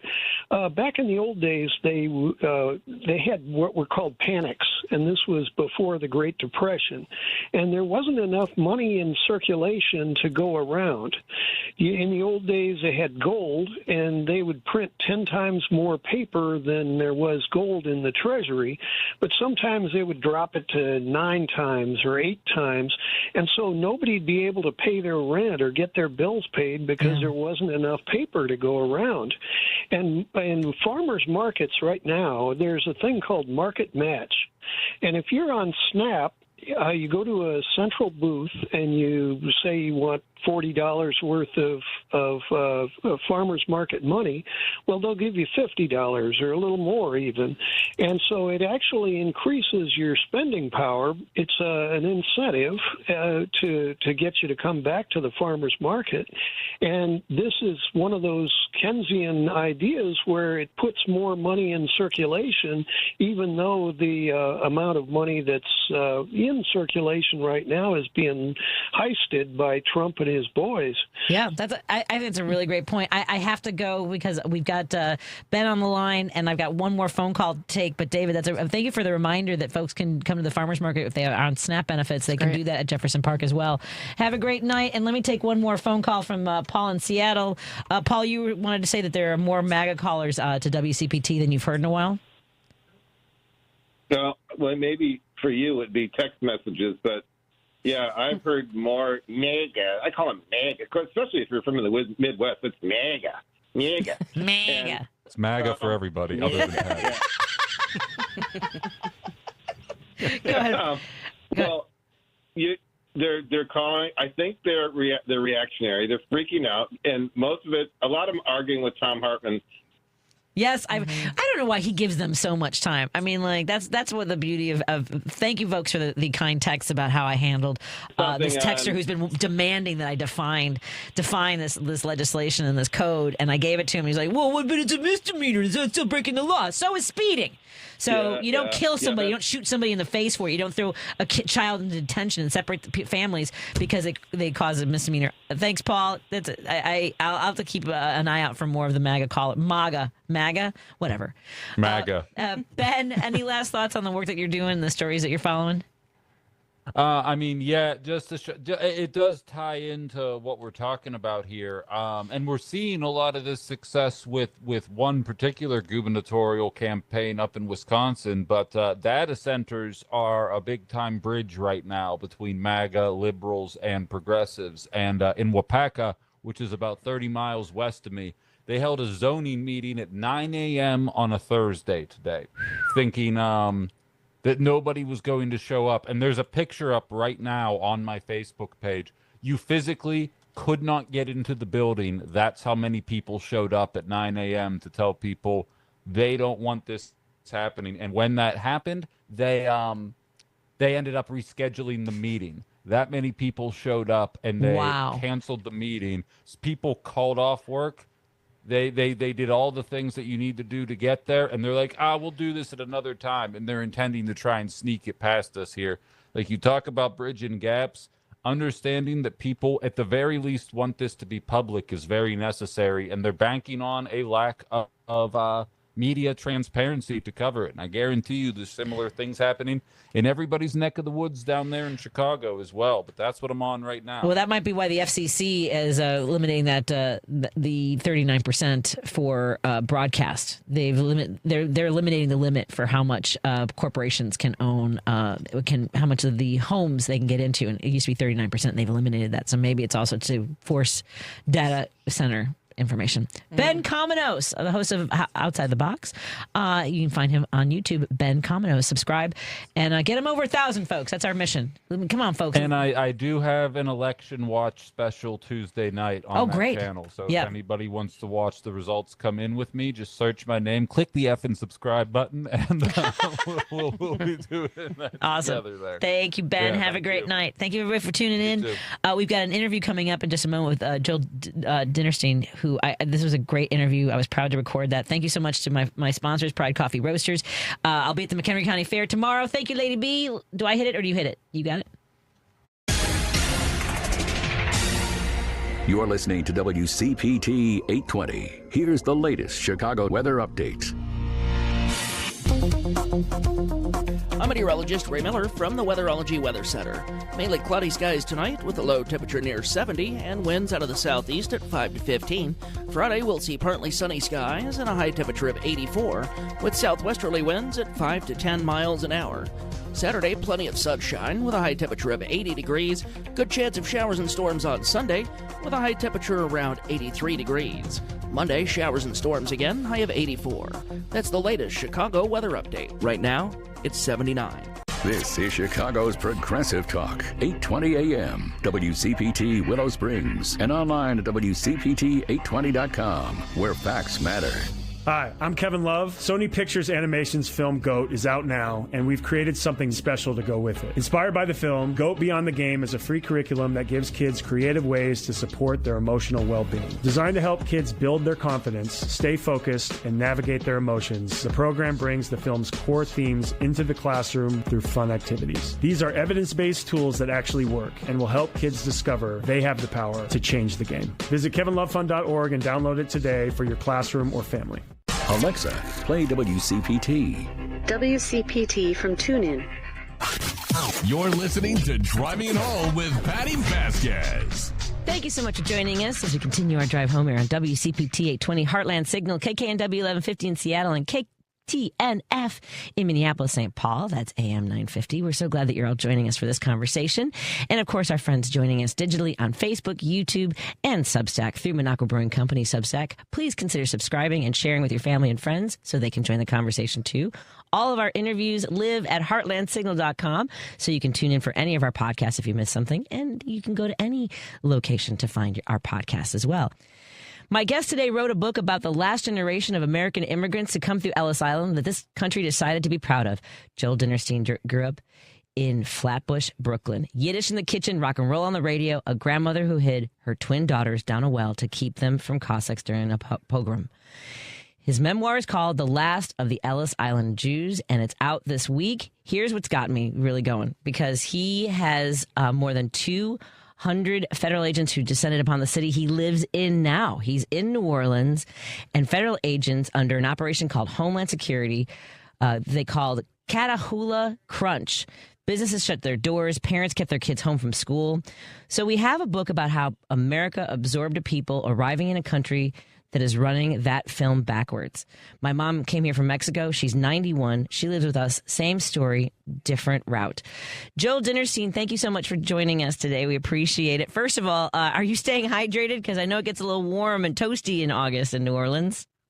Well, it does, but actually for us, it's normal. And everywhere else where they're suffering intense heat, they're not used to it. We have the usual 95 degrees every day. Yeah, it is. It's staggeringly uncomfortable. I mean, I know it gets hot in other parts of the country, but let's talk about your book. And you call yourself one of the last of his kind. What does that mean to you? And when did you realize that? I don't know. I realized that intuitively pretty early, like when I was a teenager. But I call myself the last of my kind because the biggest migration, or one of the biggest immigration periods in America, was between 1880 and 1924 through Ellis Island. And that is the period in which Jewish Americans, 4 million of them, came in, sort of 50 times more Jews than had been here previously. And 75% of all American Jews are actually descended from that migration one way or another. Why I'm one of the last of my kind is I am first generation to that migration, because my parents came in when they were 10. The immigration law changed in 1924 for some of the same reasons that we have immigration problems now. There was a huge sort of uproar that they're ruining the country. And, they're from, what, the president had called, excuse me, but, terrible countries. And so that had been building for a decade. In 1924, immigration law changes. And they set a quota that the only amount of people that could come in from your group was dependent on like the 1890 census. So that meant that, suddenly very, very, so it fell to a little bit of each people: Jews, Italians, Hungarians, Poles, et cetera, et cetera, et cetera. So my parents were 10. They grew up in very small, impoverished shtetls in Lithuania and Russia. They were both native Yiddish speakers.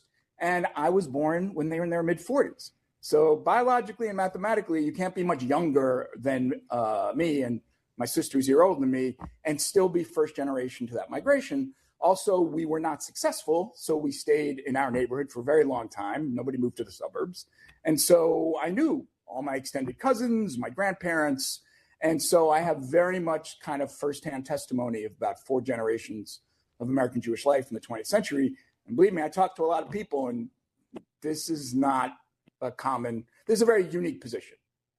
It's wild to have that sort of self-awareness, isn't it? To sort of, because not everybody does that. We kind of go through life. We're all trying to survive. And you talk about your father as well and his gambling. He was a rager, and you also have this family history, obviously, of your grandmother hiding her twin daughters in a well. I mean, that's what they call now, which we didn't have that language. I'm Gen X. I'm 55, and we didn't have that language of generational trauma that we understood. And I guess it's what people would kind of describe your family. Talk a little bit about growing up in that environment. Well, in fact, neither of my parents ever talked about the trauma of their childhoods in the pogroms in Russia, ever. I learned that by reading. I learned that by, I'm a professor of Jewish studies. I mean, I sort of learned that going on. I didn't know anything about that. The down the well story I learned from one of my oldest first cousins 3 years ago. I interviewed all my oldest cousins for the book. The only story my mother ever told of growing up, and I heard it when she was 80, and it came out of nowhere. Someone mentioned the old country, and she said, yeah, one day a neighbor came up to me and my mother and said, don't go home because the Cossacks are there. And she said, so of course we didn't. And what he meant was, don't go home because they'll take what they want. But if you go home, you might be raped and hurt and assaulted. Yeah. And so she told that story, and I went, Mom, what else do you remember? And she just threw up her hands and go, like, that's it. One story floated up, and that was all I ever heard. So everything else is from my reading, my interviewing, the oral histories that I did for the interview, but they walled it off from us, right? They were immigrants protecting their children from what their upbringing was. So we didn't in my neighborhood, they didn't even talk about the Holocaust in the 60s and early 70s. Like, that didn't happen until a little later, which I also talk about in the book. Wow. It's a lot of heaviness to it. And I think that some people want to distance themselves, right? I mean, like in my family, a lot of humor is used. Was that something that, like, what kind of tools would you say your family used to sort of adapt and survive, really? Well, I got to say, sort of the Jewish humor heritage is, deep and long, and it is how we cope with this.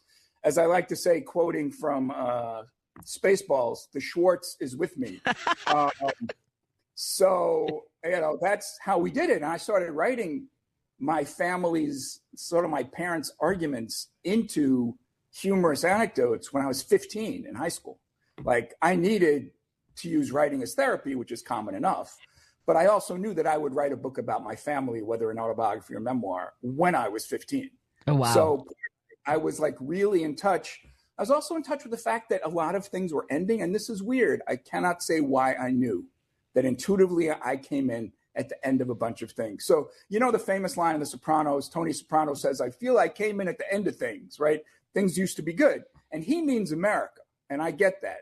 But 20 years earlier, for me, it wasn't America. It was kind of the golden age of urban life in America. It was the golden age of sort of Jewish urban neighborhood middle-class life. We grew up during white flight. People moved to the suburbs. And so really, in terms of current events now, this book is really about affordable neighborhood middle-class life, which no longer exists in America, first of all. And second of all, has been kind of looked at as being a loser. It's like, it's only home ownership in suburbia that makes you normal, when apartment life and like a vitality on your street life and among your friends, like, isn't looked at as positive or normal. So, I mean, even I, as a kid, I thought the Brady Bunch was normal American life, right? Yeah. And not the one I was living, which I enjoyed very much as a kid. It's funny because I grew up in a very small apartment in Chicago, and as I mentioned, my mom is from Mexico. My dad was first generation Irish, and I think you're right. I'm just thinking about the 70s and 80s, and even now when I see kids on their bikes, riding around the neighborhoods, my heart flutters because I'm like, oh, they're outside, right? So tell us a little bit about the sights and sounds of growing up on that block in Flatbush. Anyway, so yeah, in Flatbush, so on a given day, right, we all walked to school together. There were no school buses, right? And it was kind of 15 minutes to walk to school, and you walk with your friends, right? And after school, since I was a guy, we mostly played sports because Title IX didn't start till 1975. And we all played pickup sports. Like you just said, you just got a bunch of guys and said, be there at 3:30.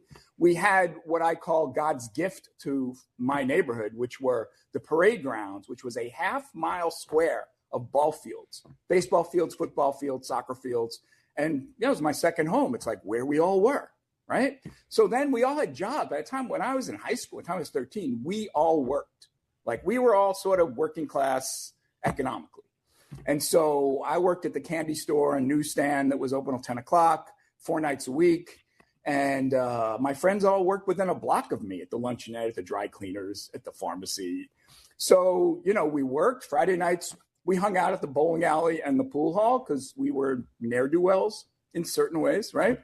And there was, in terms of my own sort of ethnic identity, there was a Jewish deli, there was a Jewish bakery, there was a bagel place. And, we were all on the street all the time. We were on the street at night. There were people on the street at night. Yeah. It's like, you understand this. Oh, yeah.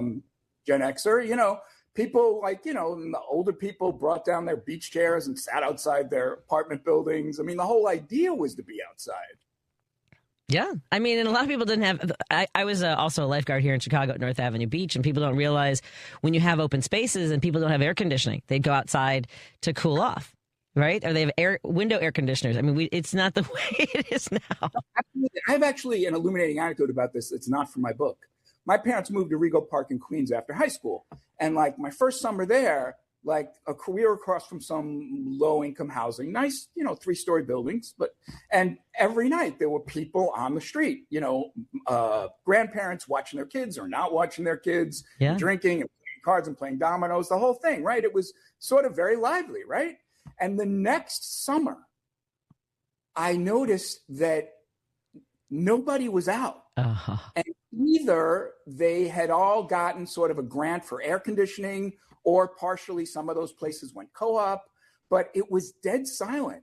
And I thought, I teach some stuff about technology, and I thought there is always a loss involved with an advance in technology. Yeah. And it's usually a loss in social sort of conduct and our socializing. And that was kind of a brutal example for me.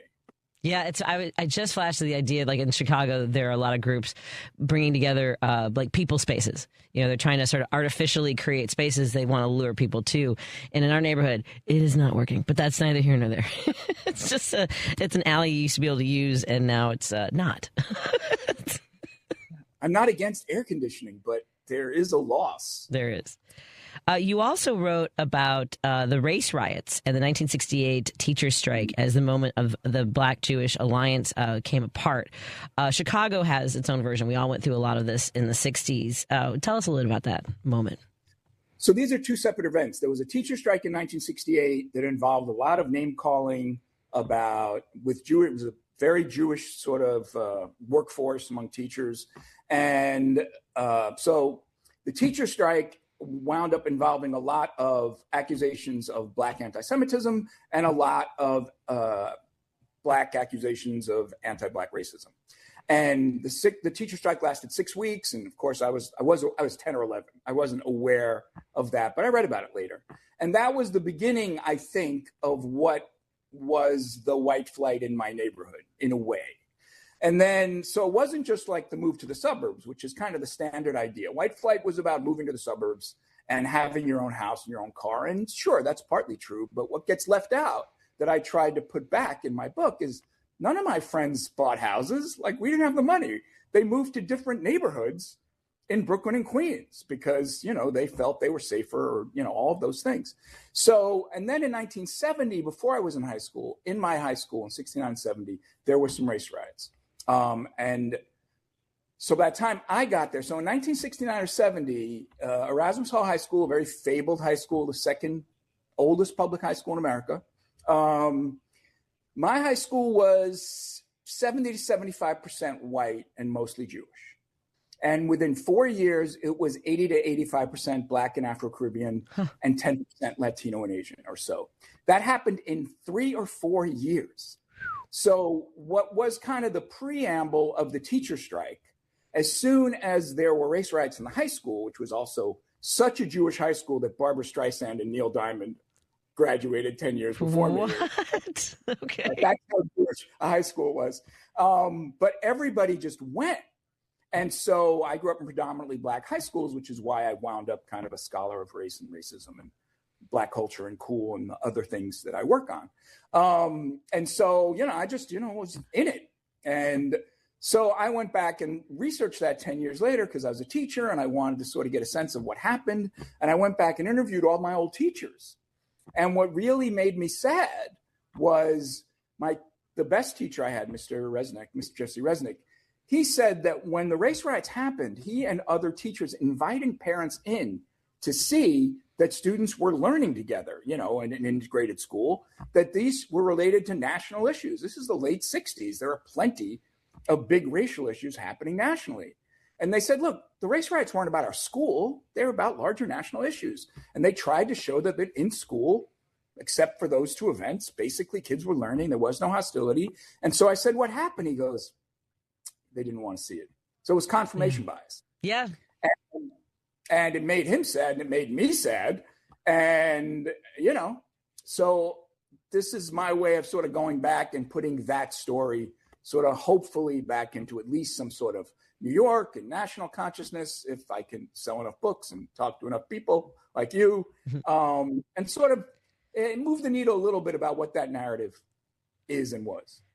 Really remarkable and fortunate, I think, for so many of us that you have this sort of self-awareness at 15, knowing that not just that you were going to write a book about your family, but that you felt the importance of everything happening around you, it seems, right? I mean, some of it is reflection, but it seems like it's also kind of like you are a very present person, is what I imagine.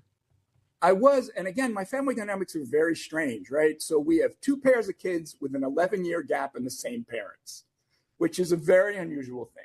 So I had an older brother who's 12 years older than me and an older sister who's 15 years older than me. I mean, she has since passed away. So to some extent, our awareness is at least based on the fact that my older brother and sister were in college when I was in grade school. So there's a little bit of that and a little bit of the fact that, you know, I wasn't an intellectual kid, but I was a smart kid. And like people around me were reading and talking about current events. I mean, it's the late 60s, right? And so I still can't explain a lot about why intuitively I was aware of race at 12 and 13. And it wasn't just being in predominantly Black schools. I was aware of that this is an issue and that I don't understand, that I want to understand. And my friends at the time, who I'm still friends with, they're all aware and they know it, but they don't remember even the stories I remember because I knew I was thinking about this. Outstanding. You know what? Sorry. So, and I don't know why. I can't explain. It's like, I can't explain why. It's like, somebody being good at something and saying, well, I was good at it. Yeah. I mean, I can't quite say that, but intuitively, that's what I was drawn to. Amazing. Do you mind if we take a break and do another segment?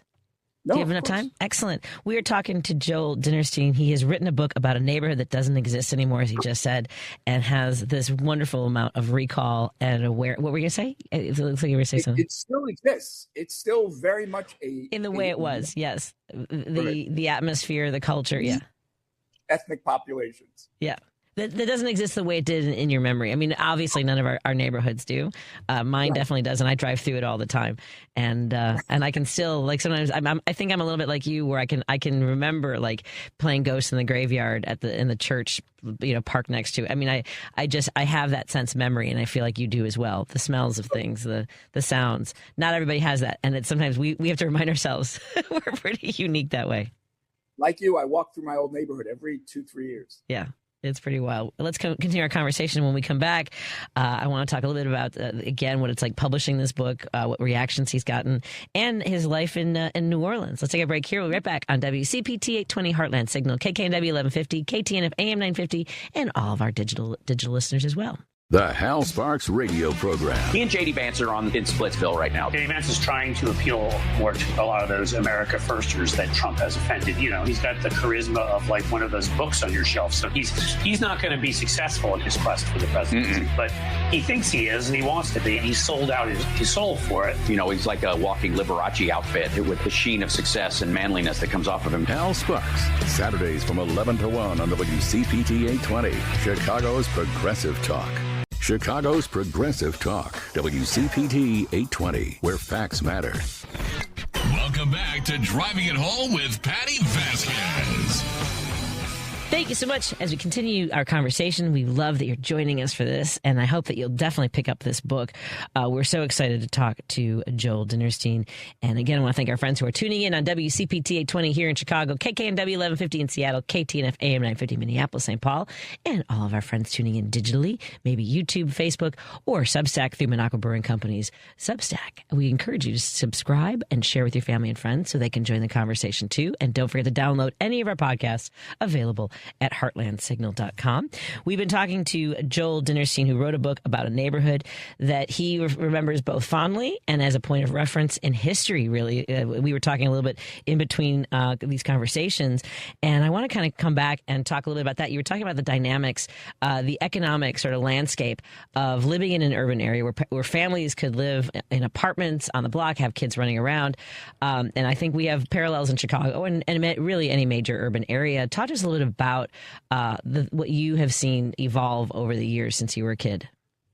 Yeah, so to some extent, my neighborhood is still, the built environment remains the same because a lot of it was 3-story and 6-story apartment buildings. But it has been for the last 40 years, pretty much Afro-Caribbean. And Brooklyn at one time had the largest populations of Jamaicans, Haitians, and Trinidadians and West Indians outside of those countries. And that happened when I was a kid. And now, of course, it's beginning to gentrify. But the fact is that when white people were living there, all the infrastructure that supports those kind of neighborhoods, banks, department stores, mom and pop businesses, infrastructure, landlords who have to fix stuff, governments who have to fix stuff, that sort of all goes out the window, or at least decreases a great deal when white people leave, even if those people are middle class. So that's one aspect of it. The second aspect of it is an important thing right now in all of politics, which is affordability. Is like, we had an affordable lower middle class life in living in it. We had a 6-room apartment. It was all that we needed. I mean, you don't need a 2-story garage and all the stuff you can handle, but that's what designates you either a normal American or a winner. and we kind of fetishize suburban home ownership. And to some extent, that leaves you, if you grow up, even like me, kind of as a loser.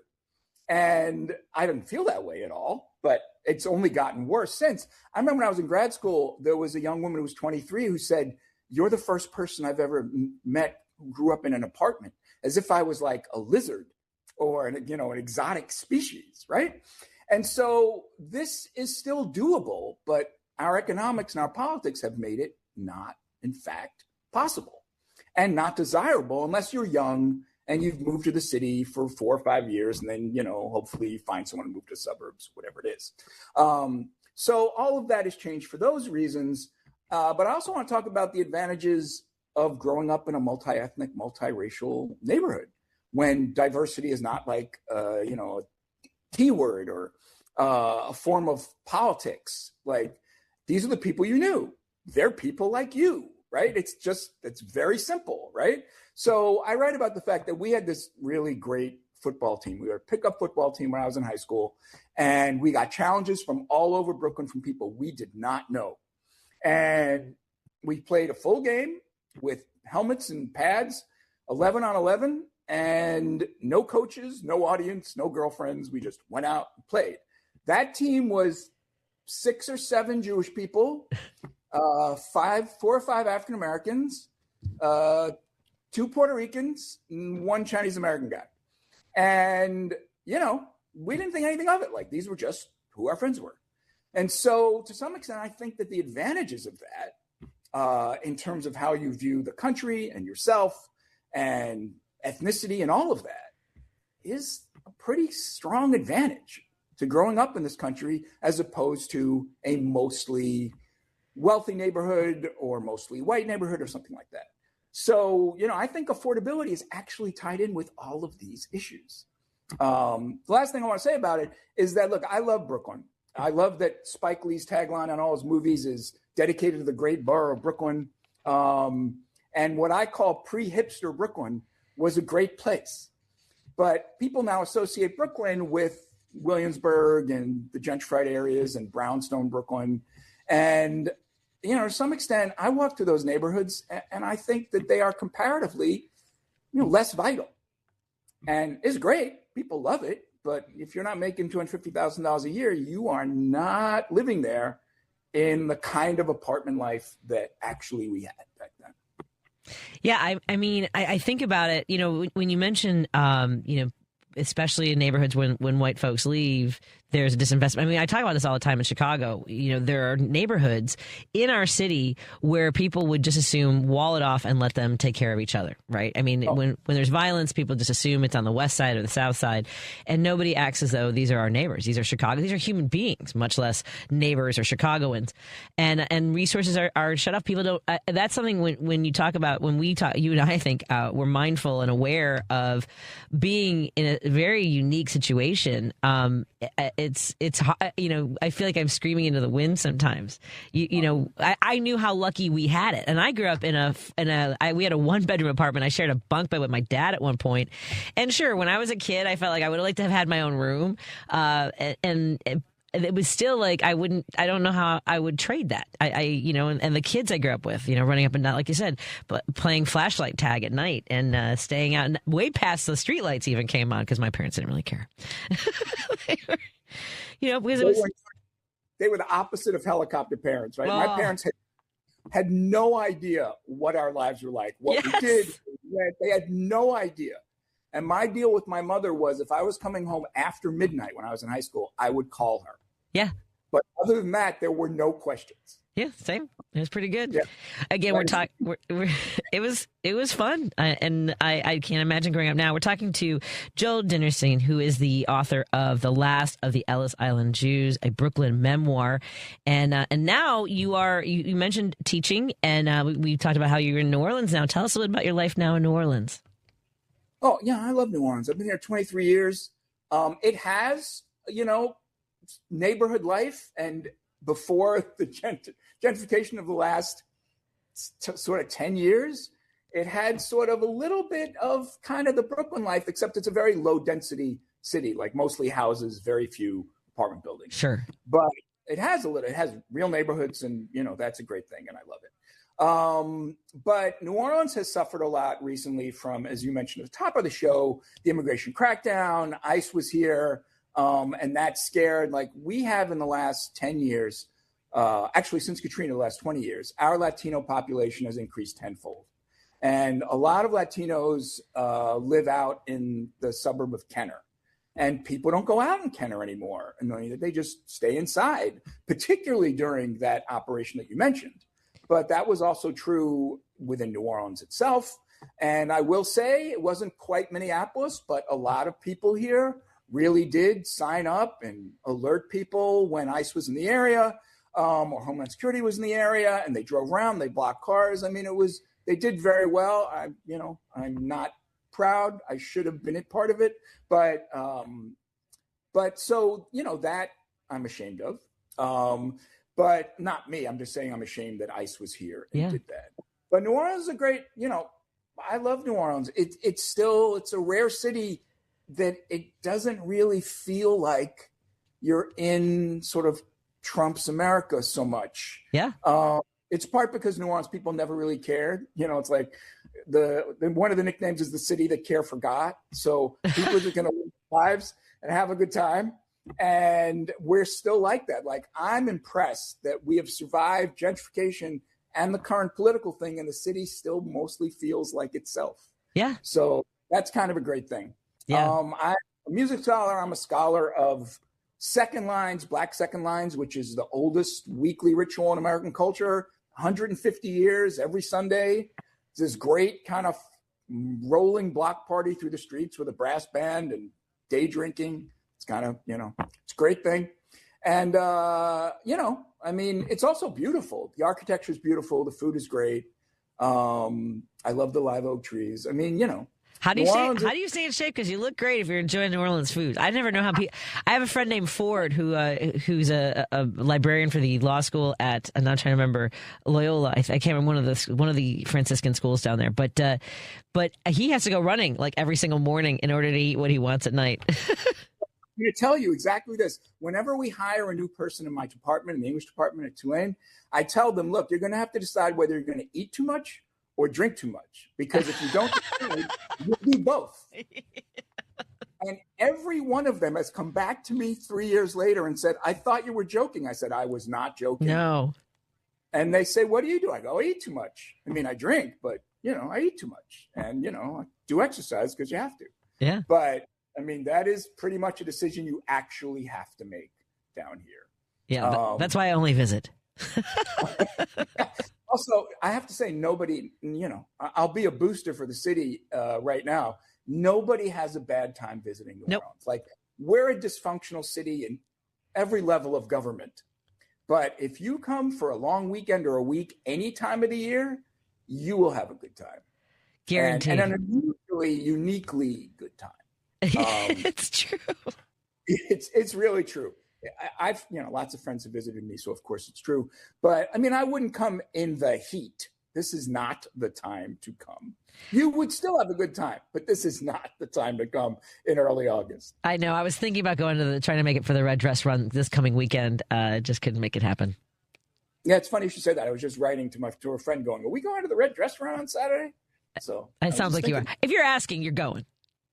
That's true. I just read the sort of announcement for it in the newspaper, and it said kegs are tapped at 9 a.m. And for walking around the court, I went, if we're going, we better sort of, get ready. Yeah. I love it. It has been a pleasure. We would love to have you back. Let us know if you have an article come out. We can talk about this book again. Maybe we should make this a book. I keep talking about having a book club, and this certainly seems like a perfect, right in the moment of both connecting with our past, understanding the social and economic landscape, and great stories. It's really been a pleasure talking to you, Joel. I appreciate it. It's a pleasure talking to you, Patti. And you're right. There are a couple of book clubs that have already taken up the book. I'm very happy to say. Oh, wonderful. So I recommend it, and I'm glad you think so. Yeah. Are you coming through Chicago? Do you have any plans anytime soon? I love Chicago. I've been there many times, and I love it. I will try to find a way. I'm going to tell my publicist to find me a way. There you go. To Chicago to promote the book. We'd love to have you in studio. That would be a blast.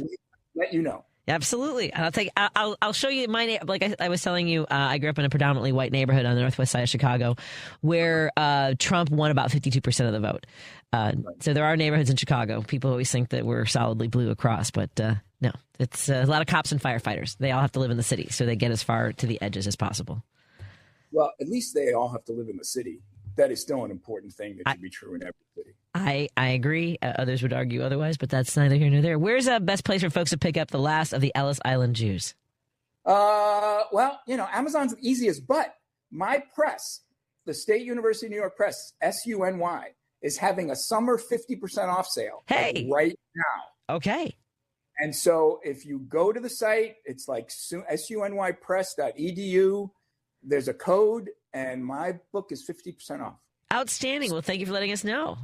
Yeah, of course. I'm glad you asked. Absolutely. We will talk to you again soon, and enjoy the red dress run, because I'm pretty sure you're going. I'm just saying. Stay safe and have fun. Patti, thank you very much. Appreciate it. Thank you so much for joining us tonight, everybody. Have a great evening. We'll talk to you again soon. Love you, Lady B. It's the most wonderful time of the year at Staples. They've got back-to-school supplies as low as 25 cents, up to 40% off select tech, and more at staples.com/back-to-school. Staples, that was easy. AP News, I'm Mike Hempin. Police say a man charged with starting one of the wildfires in Spokane, Washington, has admitted to the crime. Aaron Farinacci is being charged with first-degree arson for allegedly sparking the Old Trails fire in Spokane. County Detective Michael Drapeau says Farinacci confessed to the crime and planned it for weeks, choosing August 1st because the forecast called for high winds. According to court documents, he looked up the work of a serial arsonist and purchased items to make an incendiary device. Police say Farinacci told them he knew it was going to get bad, but claimed he didn't intend it to grow as much as it did. They were kind of bent over and looked like they were doing something towards the tree line. Resident Paul Child is credited with leading police to the suspect after spotting a man standing by some railroad tracks and acting suspicious. 10-15 minutes max, and then my daughter was sitting on the porch out there, and she says there's a fire. I'm Jennifer King. Authorities say a dead body has been found inside a Central California home, burned by a wildfire that investigators believe was accidentally started by sparks from a chainsaw. Investigators will determine if the blaze contributed to the person's death. President Trump says he is once again trying to limit birthright citizenship in the U.S. He has signed 2 executive actions on immigration. One aims to limit the number of people eligible for U.S. citizenship by birthright. The second order seeks to curb birth tourism by increasing restrictions on visitors obtaining visas if they want to give birth in the U.S. Primaries in Tennessee have been using a new congressional map. A new Tennessee congressional map that carved up a majority black district in Memphis is making its electoral debut today in a primary election that will determine the nominees for a Republican attempt at a clean sweep of the state's U.S. House districts in the midterms. I'm Lisa Dwyer. This is AP News. Ukraine has hit targets deep inside Russia. Ukrainian forces targeted refineries in Bashkortostan and the Yaroslavl region in an attempt to weaken Russia's wartime economy. They also hit Russian military patrol boats in the Black Sea. Meanwhile, Russian drone and glide bomb attacks across Ukraine killed at least 3 civilians and wounded several others. Zelensky is urging allies to supply interceptor missiles to bolster Ukraine's air defences. Speaking a day earlier, during a meeting with Britain's Defence Minister, Zelensky said, This night, again, the signal before the winter. We think that we need unanimity and we need strong support from your country and from all other European friends, that this is a signal also that Russia gives us. Analysts believe Russia is attempting to exhaust Ukraine through endless barrages. I'm Karen Shemas. I'm Mike Hempin. This is Chicago's Progressive Talk, 820 a.m. WCPT Willow Springs, and online at WCPT820.com, where facts matter. You know that you can listen to Chicago's Progressive Talk on WCPT AM 820. Stream us live at WCPT820.com and on the TuneIn Radio app. Or you can ask Alexa, Siri, or Google to play WCPT from TuneIn. But now you have another option. We're simulcasting our programming overnights, 8 p.m. to 6 a.m. on WSBC AM 1240 for a clearer reception in and around the city. Chicago's Progressive Talk, WCPT 820. And now overnights on WSBC 1240 AM, where facts matter. You know the national parks, but you may not know that they're supported by a strong foundation. A foundation for the future. We are the National Park Foundation. And together with your support, we are building a bold future where national parks are vibrant, protected, and welcoming. Today, tomorrow, forever. Learn more at nationalparks.org/foundation. Because facts matter. You're listening to WCPT 820. Welcome to the bar. It's political. Step up to the bar. Thinking critical. Don't think at the bar, wherever you are. The politics bar. With Sean Smith, Pierce, and Jody Hamilton. Hey, Jody. Hey, Sean. I didn't mean to, say hi at you while you were, speaking. I literally halfway as I was, saying hey to you and turning on the microphones here, I looked and you were drinking and I was going to say something funny, and I'm really glad I didn't because Yeah, because I don't need to spill water everywhere. Well, look, I try not to do spit takes. I really do. So we try to have fresh takes here at the Politics Bar. In fact, actually, we have a pretty fresh take tonight. Somebody who has not been here yet, Kurt Herner. He's been on with, our friends over on WCPT. Look. He's going to be here. He's going to talk about what's going on in Ohio because, obviously, we want to know what's going on with this Max Miller thing. But Max Miller should not be the focus, I think, for a lot of people because he sucks. You people need to know who Brian Poindexter is. You need to know what's going on, obviously, with the Senate race. You need to know what the people in Ohio are thinking. And conveniently, Kurt Herner, H-U-R-N-E-R, Kurt Herner. He's a political activist and kind of amateur historian there, has a lot of political connections, and he happens to be in Ohio. And he happens to have been on with Richard Chu and I think a couple others on WCPT before. And so we will we'll ask him what's going on. We'll have him in the bar tonight. John Fugelsang was going to be here, but he had something going on at Sirius XM. His bosses changed some stuff. So whatever. Look, that's fine. His daytime show is going well. So we're glad if you are listening to that. We're also glad, by the way, for everybody who is listening on all of our great radio affiliates, whether you are listening on stations like WCPT AM 820 in Chicago or the Detour Talk in Tennessee. Maybe you are listening on Georgia Now Radio in the Atlanta and greater Georgia area, or maybe you're listening on AM 950 Minneapolis, St. Paul, or on Progressive Voices Radio worldwide somewhere else on the planet, or maybe you are one of our many future people listening, I don't know, whatever time you're listening. It could be tomorrow. It could be Friday. You're listening. It's a Thursday show. You could be listening on Friday or Saturday. We don't judge. We do think it's a better idea if you happen to subscribe at thepoliticsbar.com, though. $6 a month. That gets you all the goodies, the podcast ad-free, gets you the news on tap, and it gets you the drink of the day with the recipe. And today's drink is, it's a small but mighty drink. I'll leave it there. There you go. Well, we aim to please here. I do try to, hint at some of these sometimes. You do too. So, this is what we do. We do what we can to help you folks. So, how's your Thursday been going? I know it is a kind of a thirsty Thursday here. It's going okay so far. So far, so good. Not bad. I know it's